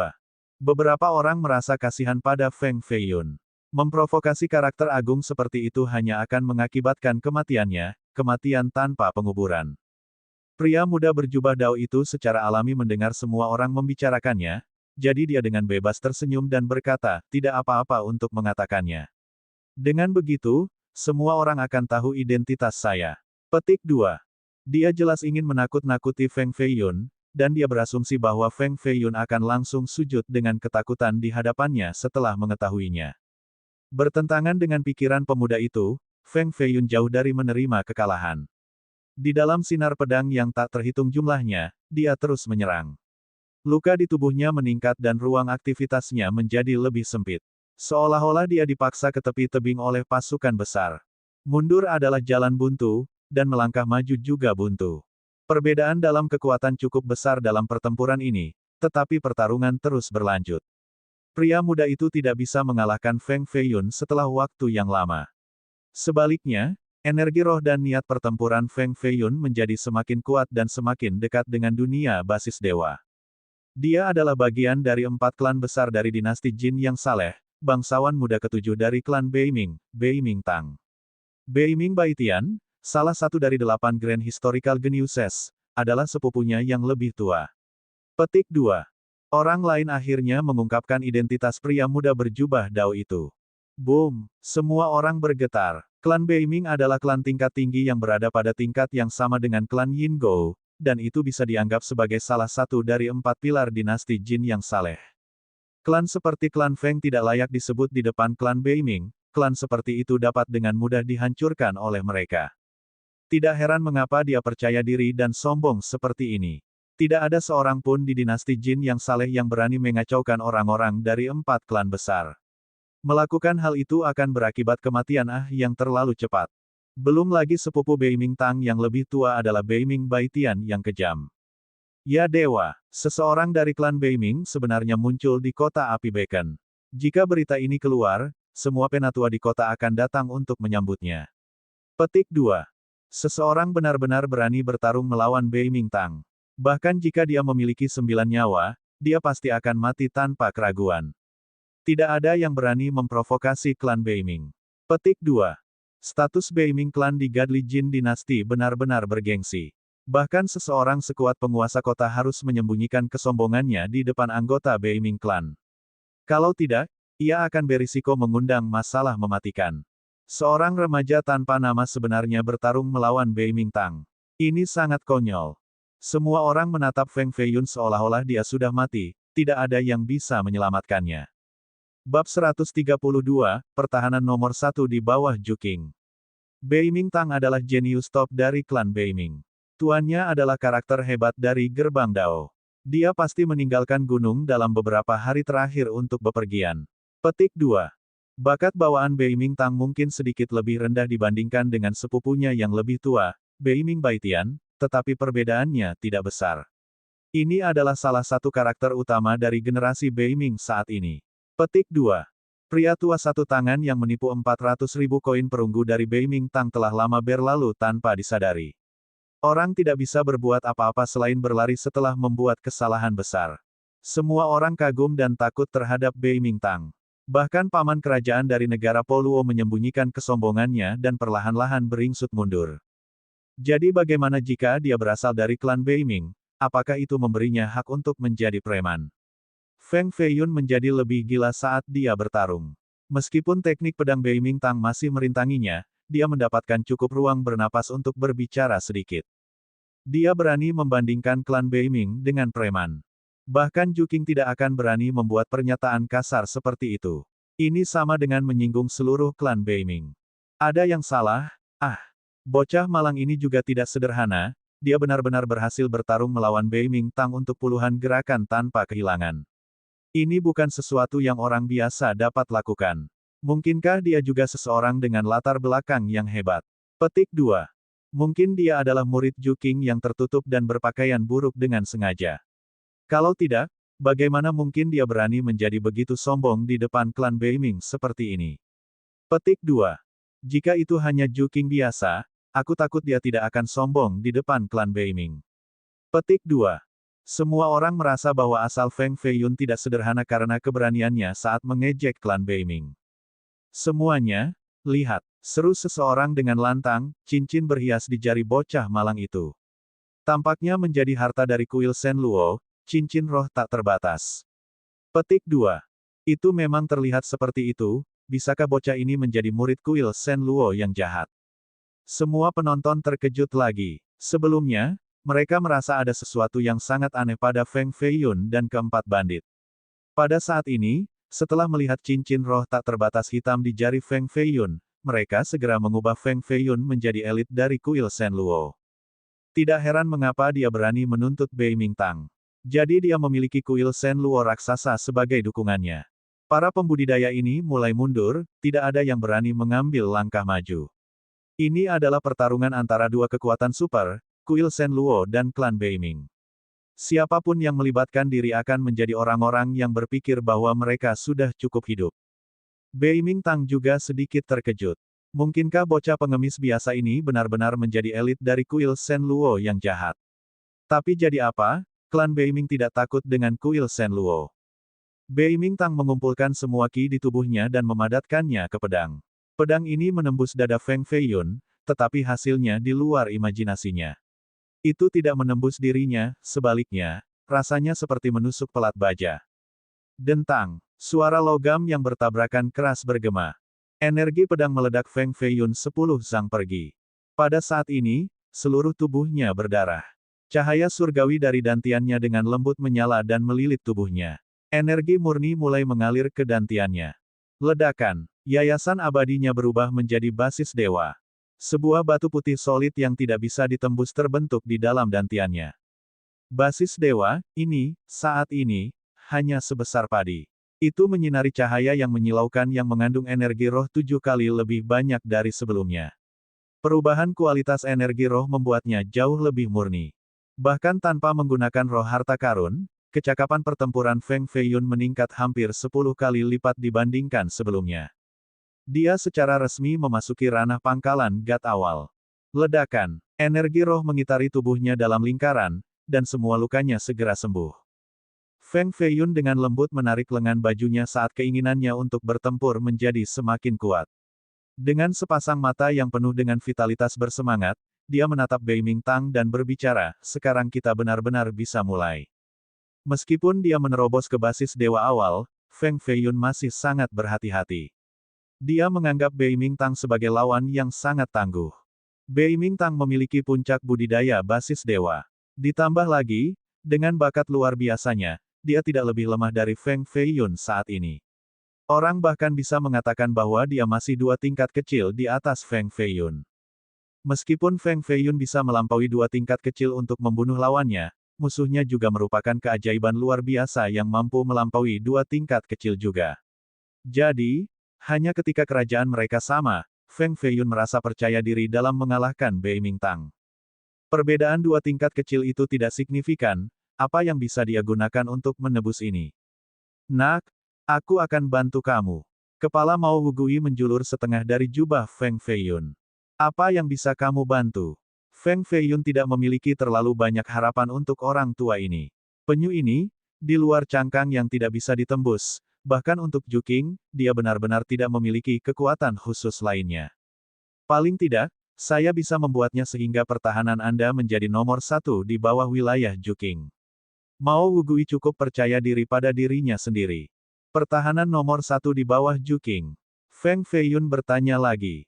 Semua teknik menjadi satu, harmonisasi tubuh sejati.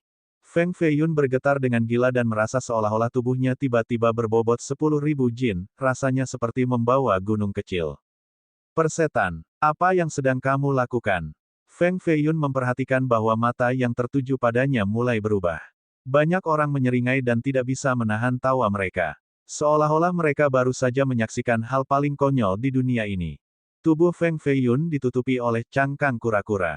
Cangkang ini menyerupai besi surgawi dan memiliki tampilan pedesaan yang sangat kuno yang diukir dengan garis rahasia sakral.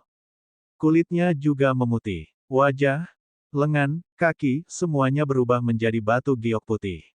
Apalagi itu sangat sulit. Ini benar-benar fisik berlian unbreakable sejati. Tapi penampilan ini, dia benar-benar orang jahat dari kuil Shen Luo, teknik jahat macam apa ini? Seseorang menyeka keringat dingin dari dahi mereka. Feng Feiyun menjadi marah dan bertanya, ini adalah pertahanan nomor 1 di bawah Juking. Uhuk-uhuk, ini saya membantu Anda. Saya tidak akan melakukannya untuk orang lain bahkan jika mereka memohon pertahanan yang begitu kuat. Suara Mao Wugui dari datang di dalam tubuh Feng Feiyun. Tidak memberi Feng Feiyun waktu untuk berpikir lagi, Bei Mingtang memulai pelanggarannya sekali lagi. Kali ini, teknik pedang itu sangat mendalam.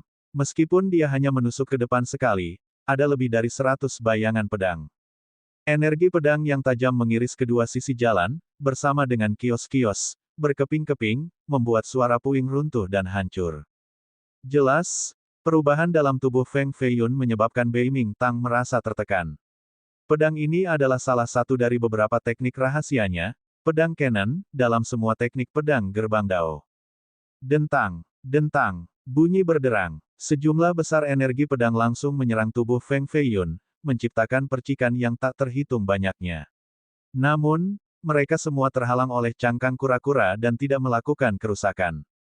Sword Cannon, secara alami lebih baik dari ini, tetapi poin utamanya adalah bahwa pertahanan Feng Feiyun benar-benar luar biasa. Ekspresi Bei Ming Tang mulai sedikit berubah.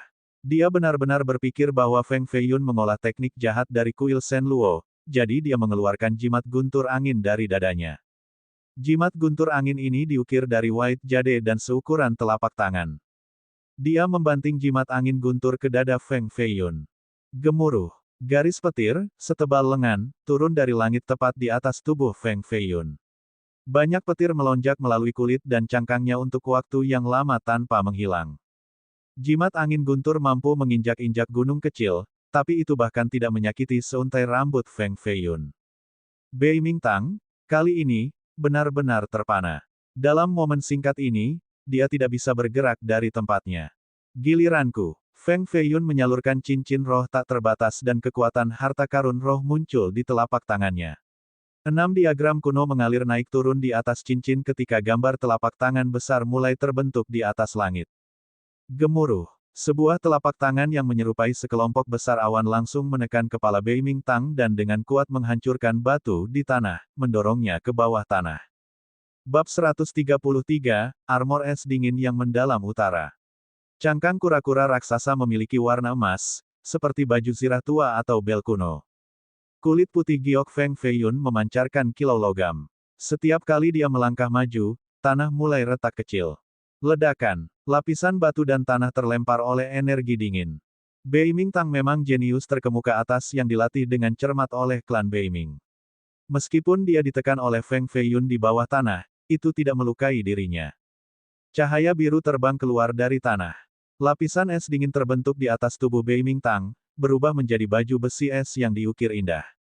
Helm, sarung tangan, penutup dada, legging, dan sepatu bot semuanya terkondensasi oleh es dingin saat memancarkan cahaya biru. Ini adalah seni surgawi mendalam utara. Bei Ming Tang telah berkultivasi ke tingkat ketiga dari Divine Art mendalam utara, fisik metamorfosis, untuk membentuk armor es pendinginan es mendalam utara. Paman kerajaan negeri Poluo memiliki pengalaman yang luar biasa dan segera mengenali baju besi es ini. Seni surgawi mendalam utara adalah manual kultivasi nomor 1 dari klan Bei Ming, dan hanya anggota dengan kesetiaan absolut yang bisa mempraktikkannya. Setiap kali sebuah layar diolah, mereka akan memiliki kemampuan yang fantastis. Hanya dengan mencapai level ketiga barulah seseorang dapat mengembunkan energi dingin mendalam utara untuk membentuk baju besi ini. Ini adalah armor es pendinginan utara yang mendalam. Itu dianggap sebagai pertahanan nomor 1 di dunia yang sama. Hanya Bei Ming Tang dan Bei Ming Baitian, di dalam generasi yang lebih muda dari klan Bei Ming, yang berhasil mengembangkan teknik ini. Pertahanan terkuat dalam level yang sama, ini sudah bisa dianggap tak terkalahkan, dan ini juga alasan mengapa Bei Ming Baitian bisa menjadi salah satu jenius sejarah utama. Ledakan. Feng Feiyun, sekali lagi, menyalurkan energi cincin roh tak terbatas, dan tangan raksasa muncul di langit. Itu menabrak Bei Ming Tang terbang sekali lagi, menabrak semua toko dan bangunan di sisi kiri jalan. Namun, baju besi Bei Ming Tang tidak rusak. Dia hanya mengeluarkan darah cerah, lalu berdiri kembali. Untuk bisa melukaiku melalui baju zirah esku, aku yakin bahwa kamu menggunakan kekuatan dari Spirit Tracer. Bei Ming Tang menatap ibu jari kiri Feng Feiyun dengan tatapan tamak. Dia berasal dari cabang utama Bei Ming, tetapi dia tidak bisa mendapatkan roh harta karun. Jika dia bisa mendapatkan roh harta karun ini dari tangan Feng Feiyun, maka itu berarti bahwa dia tidak hanya akan memiliki pertahanan yang tak terkalahkan dalam bidang yang sama, tetapi juga pelanggaran yang tak terkalahkan di bidang yang sama. Feng Feiyun benar-benar menggunakan roh harta karunnya, Tapi ini bukan kekuatan sebenarnya, sehingga tidak bisa menembus baju besi es. Basis dewa awal dan pencapaian besar basis dewa akan memiliki perbedaan besar dalam kekuasaan ketika mereka berdua menyalurkan harta karun roh. Semakin tinggi ranah, semakin kuat kekuatan yang dilepaskan oleh harta karun roh. Jadi bagaimana jika kamu tahu? Hari ini, saya akan mengajari Anda cara berperilaku dan berhenti berpikir bahwa semua harta yang Anda lihat adalah milik Anda. Basis dewa dalam dantiannya bersinar dengan cemerlang, dan energi putih, secara keseluruhan, mengalir ke cincin roh tak terbatas. Harta karun roh diaktifkan sekali lagi. Bayangan naga merah tua merangkak di permukaan cincin dan meraung terus-menerus. Ledakan. Di bawah represi harta karun roh, Bei Mingtang bahkan tidak memiliki kekuatan untuk melawan. Teknik pedang segera hilang oleh roh harta karun. Tubuhnya dipukul lagi. Feng Feiyun mencoba membunuh ular itu dengan membanting kepalanya, jadi dia dengan cepat menyalurkan roh harta karunnya dan membantingnya ke tanah. Meskipun kekuatan cincin roh tak terbatas tidak dapat menembus armor es mendalam utara yang mendalam, kekuatannya masih menembus melalui baju besi, membanting Bei Mingtang dan menyebabkannya terus-menerus memuntahkan darah. Kulit kepalanya menjadi pecah-pecah sambil meneteskan tetesan darah. Armor itu awalnya memiliki warna biru, tapi sekarang diwarnai oleh darah segar menjadi merah yang indah. Itu jelas dan mempesona, seperti baju besi yang terbuat dari batu rubi. Ledakan, ledakan, bang! Tanah telah hancur berkeping-keping oleh pertempuran ini. Seluruh jalan lama menjadi reruntuhan yang sepi dan menyedihkan ketika debu beterbangan di mana-mana. Ini tampaknya bukan pertempuran antara dua pembudidaya, itu lebih seperti pasukan perkasa yang baru saja lewat. Ya dewa, Bei Mingtang adalah jenius top generasi muda dan juga dari cabang utama klan Bei Ming dan Gerbang Dao. Tapi dia benar-benar dipukuli tanpa ada tentangan. Petik 2. Tanpa armor es dingin pendalam utara yang melindungi tubuhnya, dia akan mati sejak lama. Petik 2. Bakat bawaan dari bocah itu bahkan lebih tinggi dari Bei Mingtang. Samar-samar aku bisa melihat kemunculan jenius sejarah agung ke-9. Petik 2. Jika dia memiliki 10 tahun waktu tanpa dihilangkan oleh kekuatan besar, maka dia benar-benar bisa menjadi jenius sejarah agung. Tetapi saat ini, dia masih terlalu jauh dibandingkan dengan jenius sejarah agung lainnya. Petik 2. Jika dia benar-benar seorang murid jahat yang dilatih oleh Kuil Shen Luo, maka tidak banyak kekuatan akan berani melenyapkannya. Petik 2. Tindakan Feng Feiyun sangat menentukan dan kejam karena dia ingin membunuh Bei Mingtang di tempat ini. Seseorang harus mencabut rumput liar dari akarnya, jadi dia tidak ingin meninggalkannya setengah kesempatan untuk bertahan hidup. Ledakan. Feng Feiyun menekan tinju putihnya yang menyerupai batu giok baja. Itu menghantam dada Bei Mingtang dan kekuatan itu bertabrakan dengan Ice Armor, menyebabkan pakaiannya terkoyak, meninggalkan bekas kepalan tangan merah cerah. Kekecewaan. Dia masih tidak bisa menembus armor es mendalam utara yang mendalam, dan dia tidak menyebabkan kerusakan nyata pada Bei Mingtang. Alasan saya kehilangan hari ini bukan karena bakat dan kultivasi saya lebih lemah dari Anda. Itu hanya karena harta karun roh. Jika saya juga memiliki roh harta karun, saya pasti akan. Puff. Sebelum Bei Mingtang selesai berbicara, Feng Feiyun meninju pipi kirinya. Angin yang diciptakan oleh kepalan tangan melewati baju besi dan meninggalkan tanda merah di wajahnya. Ini adalah tanda yang jelas dari penghinaan Dan itu bahkan di depan banyak orang. Wajah Bei Ming Clan benar-benar hilang. Wah, tahukah kamu siapa saudara sepupu saya yang lebih tua? Mata Bei Mingtang dipenuhi dengan kebencian dan keracunan. Dia berdiri dan ingin menyalurkan energinya terakhir kali untuk melawan Feng Feiyun secara sembrono untuk menyelamatkan beberapa wajah. Namun, karena dia harus memfokuskan kembali energi rohnya, Feng Feiyun, sekali lagi, menendangnya. Dia menabrak kepala pertama ke pohon, membelahnya menjadi dua. Bam! Batang pohon yang kokoh patah olehnya, dan kepalanya pada dasarnya terkubur di bawah tanah. Bahkan jika sepupu besarmu adalah ayah kaisar, dan jika dia berani datang dan menyelamatkanmu, aku masih akan mengalahkanmu. Feng Feiyun menginjak pantat Bei Mingtang dan menyalurkan seluruh energinya ke kakinya untuk menghentikannya berdiri. Bei Ming kultivasi Tang yang tak tertandingi, pada saat ini, dianggap tidak berguna oleh kekuatan roh harta karun. Dia tidak bisa bangun dari tanah bahkan setelah mengerahkan semua kekuatannya ke lengan dan kakinya. Jika Feng Feiyun menyerupai kura-kura surgawi saat ini, maka tindakan Beiming Tang saat ini bahkan lebih mirip kura-kura. Sepupu besarku adalah salah satu dari 8 jenius sejarah agung, Beiming Baitian. Teriak Tang Beiming. Jenius tingkat sejarah agung. Feng Feiyun mengerutkan kening dan mengingat pertempuran hari itu antara Yang Noble Flawless dan Dongfang Jingsui.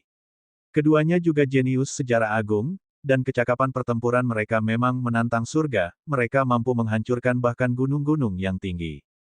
Beiming Baitian tidak apa-apa, Yang Noble Flawless dan Dongfang Jingsui yang bekerja sama bersama-sama bahkan tidak akan menjadi lawanku.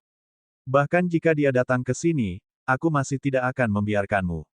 Meskipun Feng Feiyun sesumbar, wajahnya tidak merah dan malah menunjukkan ketenangan total, penuh kepahlawanan. Tentu saja, semua orang tahu dia menyombongkan diri, tetapi sungguh berani untuk bisa mengatakan hal seperti itu. Beberapa suara gaduh terdengar. Para pembudidaya dari kejauhan dengan cepat menyebar seolah-olah mereka menghindari ular beracun, dan mereka semua berteriak. Wanita yang sangat cantik. Seseorang mengucapkan pujian ini. Mengapa ada 2 mayat yang mengikutinya sambil mengenakan jubah biara yang compang camping? Bisakah dia menjadi pengawas mayat dari prefektur barat? Petik 2. Tidak, pengendali mayat membutuhkan jimat atau roh mayat untuk mengendalikan mayat pertempuran. Namun, 2 mayat ini hanya mengikuti di belakangnya. Mata mereka memiliki spiritualitas seolah-olah mereka memiliki perasaan sendiri. Petik 2. Asteris asteris asteris. Semua orang bergerak lebih jauh ke belakang dan tidak berani menghalangi jalannya. Feng Feiyun secara alami mendengar pembicaraan dari orang-orang ini, dan senyum di wajahnya menjadi sedikit kaku. Aura jahat keluar dari belakangnya, membuatnya menggigil kedinginan. Aura aneh ini sangat akrab, itu begitu akrab sampai-sampai membuat bulu kuduknya merinding. Klak-klak. Petik 2. Langkah kaki lembut terdengar dari belakangnya. Meskipun dia tidak melihat orang yang baru saja tiba, punggung Feng Feiyun sudah basah oleh keringat dingin. Bahkan basis dewa dalam dantiannya menjadi pucat tanpa warna karena itu ditekan oleh kekuatan yang tak terlihat, dan itu dekat jurang kehancuran. Dia mengangkat kakinya dari pantat Beiming Tang dan perlahan berbalik. Serahkan batu daomisasi kepadaku. Tangan sedingin es sudah terbentang di depan Feng Feiyun. Suaranya juga sedingin es, selain itu, ia membawa niat membunuh yang jelas. Itu menyakitkan menembus telinga semua pendengar, dan mereka merasa seolah-olah mereka benar-benar beku, tidak mampu bergerak bahkan 1 inci pun. Tangannya juga dibuat dengan sangat halus dan sangat lembut, hampir seperti diukir dari batu giok yang indah oleh pengrajin ulung. Tidak ada cacat di jari-jarinya yang panjang dan halus seperti sutra. Itu membuat orang lain ingin menjangkau untuk menyentuh tangannya yang lembut, seperti batu giok. Tapi setelah melihat tangan seperti batu giok ini, mata Feng Feiyun berkontraksi dengan dingin ketika rasa dingin merambat di tulang punggungnya. Dia hanya ingin sejauh mungkin dari tangan ini. Tangan ini sudah mencekik 1 Ju King sampai mati, dan bahkan hampir mencekiknya juga. Bab 134, Seumur Hidup Masa Lalu dan Seumur Hidup Ini. Xiao Nuolan. Dia berdiri di depan Feng Feiyun sambil masih mengenakan jubah biara putih stainless yang sama dan ikat pinggang sutra. Tidak ada emosi di matanya yang dalam, dan seseorang bahkan tidak bisa merasakan energi dari tubuhnya. Bagaimana wanita jahat bisa menjadi manusia? Dia pada dasarnya tidak mengenali Feng Feiyun, atau lebih tepatnya, Feng Feiyun tidak layak diingat olehnya. Kenapa dia muncul di tempat ini? Tidak ada yang mengerti perasaan Feng Feiyun saat ini. Dia hanya ingin pergi jauh semakin baik. Hei, siapa kamu? Anda pikir kami hanya akan menyerahkannya karena Anda mengatakannya. Wu Jiu langsung berjalan dan menunjuk Xiao Nuolan sambil memaki untuk sementara waktu. Brute botak ini memang berpikiran tunggal. Bahkan jika wanita paling cantik di dunia menyinggung perasaannya, dia masih akan memenggal kepalanya tanpa ragu-ragu. Xiao Nuolan sedikit meliriknya. Feng Feiyun memperhatikan niat membunuh di matanya sehingga ia dengan cepat mengeluarkan batu daomisasi dan langsung meletakkannya di telapak tangannya. Setelah memegang batu daomisasi, niat pembunuhannya tiba-tiba menghilang. Dia pada dasarnya tidak peduli untuk melihat orang lain di tempat ini dan berbalik untuk pergi. 2 mayat biksu juga pergi. Daging mereka busuk tetapi cahaya keemasan berkilauan di mata mereka. Mereka dengan hormat mengikutinya, langkah mereka tidak kaku tetapi agak fleksibel.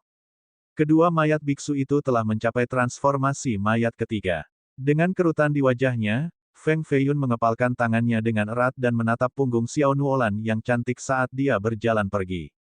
Mengapa wanita jahat ini datang ke Fire Beacon City? Feng Feiyun tahu lebih baik daripada siapapun tentang kekuatan dan kekejamannya. Rumor mengatakan bahwa kota kuno Valet Firmament telah ditembus olehnya dan diubah menjadi kota kematian. Beberapa kekuatan besar di kota terpaksa pergi karena mereka tidak berani melawannya secara langsung. Pasti ada alasan mengapa dia muncul di kota kuno Firma Valet. Dia? Siapa dia? Saya merasa seolah-olah jiwa saya hancur hanya dari pandangannya. Wu Jiu yang selalu tak kenal takut, pada detik ini, basah oleh keringat, membasahi pakaiannya. Pada titik ini, jantungnya masih berdetak kencang. Xiao Nuolan hanya memberinya sedikit pandangan, namun itu sudah cukup untuk mengambil nyawanya. Jika Feng Feiyun tidak dengan cepat menyerahkan batu daomisasi padanya, maka dia pasti akan menjadi orang mati tanpa tulang yang tersisa pada saat ini. Lari sejauh mungkin ketika Anda melihatnya di masa depan. Feng Feiyun bergumam tidak hanya untuk mengingatkan Wu Jiu, tetapi juga pada dirinya sendiri. Meskipun dia harus menyerahkan batu daomisasi kepada Xiao Nuolan, tidak ada rasa kehilangan bagi Feng Feiyun. Pada akhirnya, harta seperti itu diidamkan oleh kekuatan besar yang tak terhitung jumlahnya. Tanpa kekuatan yang cukup, seseorang tidak bisa bertahan. Batu daomisasi dapat dianggap sebagai harta nomor satu dari dinasti Jin yang saleh. Jika Feng Feiyun menyimpannya di sisinya, maka dia akan mati dalam waktu kurang dari 3 hari dengan mayatnya tertinggal di hutan belantara. Tidak seorang pun selain klan Beiming saya bahkan harus bermimpi tentang memiliki harta seperti batu daomisasi. Beiming Tang berdiri dengan darah masih menetes dari sudut mulutnya. Dia berteriak pada Xiao Nuolan, ingin menggunakan prestise klannya untuk menakutinya. Xiao Nuolan segera menghentikan langkahnya. Hati Feng Feiyun tersentak. Dia tiba-tiba menendang Beiming Tang lebih jauh kali ini. Jika Xiao Nuolan menjadi marah, maka semua Fire Beacon City akan menjadi reruntuhan dan semua orang akan mati di tangannya. Batu daomisasi, milik klan Beimingku. Meskipun dia ditendang terbang menjauh, suara Beiming Tang masih membawa rasa keengganan saat bergema dari jauh. Xiao Nuolan tidak berbalik. Dia hanya diam lalu pergi setelah itu. Feng Feiyun, pada saat ini, akhirnya menghela nafas lega. Baru saja, dia hampir terbunuh oleh kebodohan Beiming Tang. Mendesah. Saya ingin mencari Feng Feiyun. Jika saya tidak menemukannya, dia pasti akan menemukan wanita lain. Jangan hentikan aku tidak akan menjadi biarawati. Aku benar-benar tidak akan menjadi seorang biarawati. Jika Anda terus memaksa saya akan bunuh diri. Apakah Anda pikir saya tidak akan berani melakukannya? Petik 2. Di lokasi yang ramai di Fire Beacon City, seorang gadis mengenakan gaun biara biru samar menangis keras di jalan. Dia baru berusia sekitar 14 atau 15 tahun dan rambut hitam panjangnya dihiasi dengan jade. Kulit Nalan Suejian sangat putih, itu memancarkan sentuhan kecemerlangan dengan kehadiran Buddha yang lembut. Terkadang, dia sedingin es kadang-kadang, ada kenaifan sederhana yang mengisyaratkan keimutan. Di waktu lain, dia memiliki udara suci yang khusyuk seperti bodhisattva wanita. Satu orang sebenarnya memiliki 6 temperamen yang berbeda. Temperamennya bervariasi tergantung pada mata penonton yang berbeda. Ini karena 6 esensi Buddha surgawi yang diaktifkan di dalam tubuhnya, menyebabkannya melangkah ke arah 6 keinginan dari dunia Buddhis.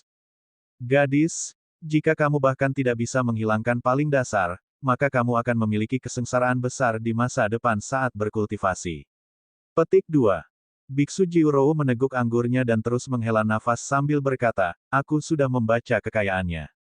Anak laki-laki itu hanya memikirkan seorang wanita di hatinya, dan tidak ada kemungkinan dia akan menyukai gadis lain. Anda harus dengan cepat melupakannya dan mempelajari kitab suci kehidupan fana kuno, warisan suci tertinggi dari tatanan Buddhis saya. Petik 2. Jadi, dia menyukaiku. Nalan Suejian menarik lengan baju Biksu Jiurou dengan mata berkilauan dan bulu mata yang tajam. Mengapa gadis ini sangat gila cinta? Biksu Jiurou menghela nafas sekali lagi. Dia menggelengkan kepalanya dan menjawab, menurut kekayaan, ada tanda-tanda kehidupan masa lalu dan masa kini. Siklus hidup dan mati sangat kacau dan terputus oleh kekuatan takdir. Saya belum pernah melihat kekayaan aneh seperti ini, dan saya tidak bisa melihat siapa wanita itu. Namun, saya benar-benar yakin itu bukan Anda. Petik 2. Dia memanggilku istrinya, jangan sembrono. Nalan Suejian balas. Seorang pria dapat memanggil wanita cantik manapun istrinya. Jawab Biksu Jiurou. Tapi aku sudah memiliki hubungan fisik dengannya. Nalan Suejian mulai memerah sedikit. Seorang pria bisa memiliki hubungan fisik dengan wanita cantik manapun. Biksu Jiurou hanya bisa menghela nafas. Nalan Suejian menginjak kakinya dan dengan marah berseru, apakah Anda hanya akan menyangkal semua yang saya katakan? Cewek, aku hanya mencoba berunding denganmu. Bahkan jika Anda tidak mengikuti jalan Buddha, Anda tetap tidak harus menikahi Feng Feiyun. Saya lebih suka Anda menikahi anjing daripada Feng Feiyun. Biksu Jiurou menjawab. Apakah kamu sangat membencinya? Nalan Suejian bertanya. Saya tidak pernah membencinya, dan saya bahkan memuji dan menghargainya sedikit. Namun, ini dan itu adalah dua hal yang berbeda. Kecuali dia bisa menghentikan obsesinya, dia tidak akan pernah bisa menyukaimu. Dengan terlalu dekat dengannya, masa depan Anda benar-benar akan menyiksa. Mengapa Anda harus melakukan ini pada diri Anda sendiri? Petik 2. Meskipun Biksu Jiurou sangat vulgar dan kasar kepada orang lain, dia tahu kepatutan yang pantas ketika berbicara dengan Nalan Suejian. Nalan Suejian secara alami tidak mempercayainya dan merasa bahwa Biksu Jiurou hanya berusaha membuatnya ingin menjadi biarawati, berjalan di jalan tanpa cinta menuju agama Buddha. Buddha berkata bahwa ada karma di kehidupan dulu dan sekarang. Dalam kehidupan ini, jika Anda benar-benar mencintai seseorang tetapi dia tidak menyukai Anda, itu karena, dalam kehidupan sebelumnya, dia benar-benar mencintai Anda tetapi Anda tidak menyukainya. Hutang kehidupan seseorang sebelumnya akan dibayar kembali dalam kehidupan ini. Dan hutang kehidupan ini akan dilunasi selanjutnya. Petik 2. Saat ini, bagaimana mungkin Nalan Suejian mendengarkan kata-kata Mong Jiurou? Dia tidak bisa membantu tetapi berseru dengan tidak sabar, jalan Dao berkultivasi untuk kehidupan ini, dan jalan Buddha berkultivasi untuk yang berikutnya. Saya mendengar bahwa saya adalah seorang bodhisattva yang cantik dan imut dalam kehidupan terakhir saya, jadi saya akan memiliki manfaat karma yang tak ada habisnya dalam kehidupan ini. Saya bersedia kehilangan semua karma baik ini hanya untuk memiliki cinta fana yang indah. Sebelum dia bisa selesai berbicara, Biksu Jiurou segera menutup mulutnya dan memarahi, omong kosong. Anda tidak dapat mengucapkan kata-kata ini secara acak di masa depan. Petik 2. Ledakan. Gelombang aura jahat melonjak sampai ke langit dan menutupi semua Fire Beacon City. Biksu Jiurou perlahan melepaskan tangannya dan memandang ke arah awan hitam yang mematikan di langit untuk mengatakan, Xiao Nuolan benar-benar datang. Dia tidak akan menyerah sampai manik-manik giok Buddha menjadi miliknya. Pertama-tama kita harus mencari tempat untuk bersembunyi. Petik 2. Biksu Jiurou melihat sekeliling dan tiba-tiba, sebuah paviliun dengan lampu-lampu meriah menarik perhatiannya. Itu kolom merah dengan ubin hijau dan ada 7 tingkat. Ada juga banyak perempuan mengenakan gaun berwarna-warni dengan senyum di wajah mereka seolah-olah mereka peri di istana surgawi. Wow, mereka benar-benar berpakaian dengan cara yang mempesona. Paviliun kecantikan tertinggi. Tidak peduli seberapa tinggi kultivasi atau seberapa kuat kesadaran jiwanya, dia benar-benar tidak akan bisa menebak tempat persembunyian kita, hehe. Biksu Jiurou menyeringai dan menarik Nalan Suejian di satu tangan dengan toples anggur besar di tangan yang lain dan berjalan menuju paviliun kecantikan tertinggi.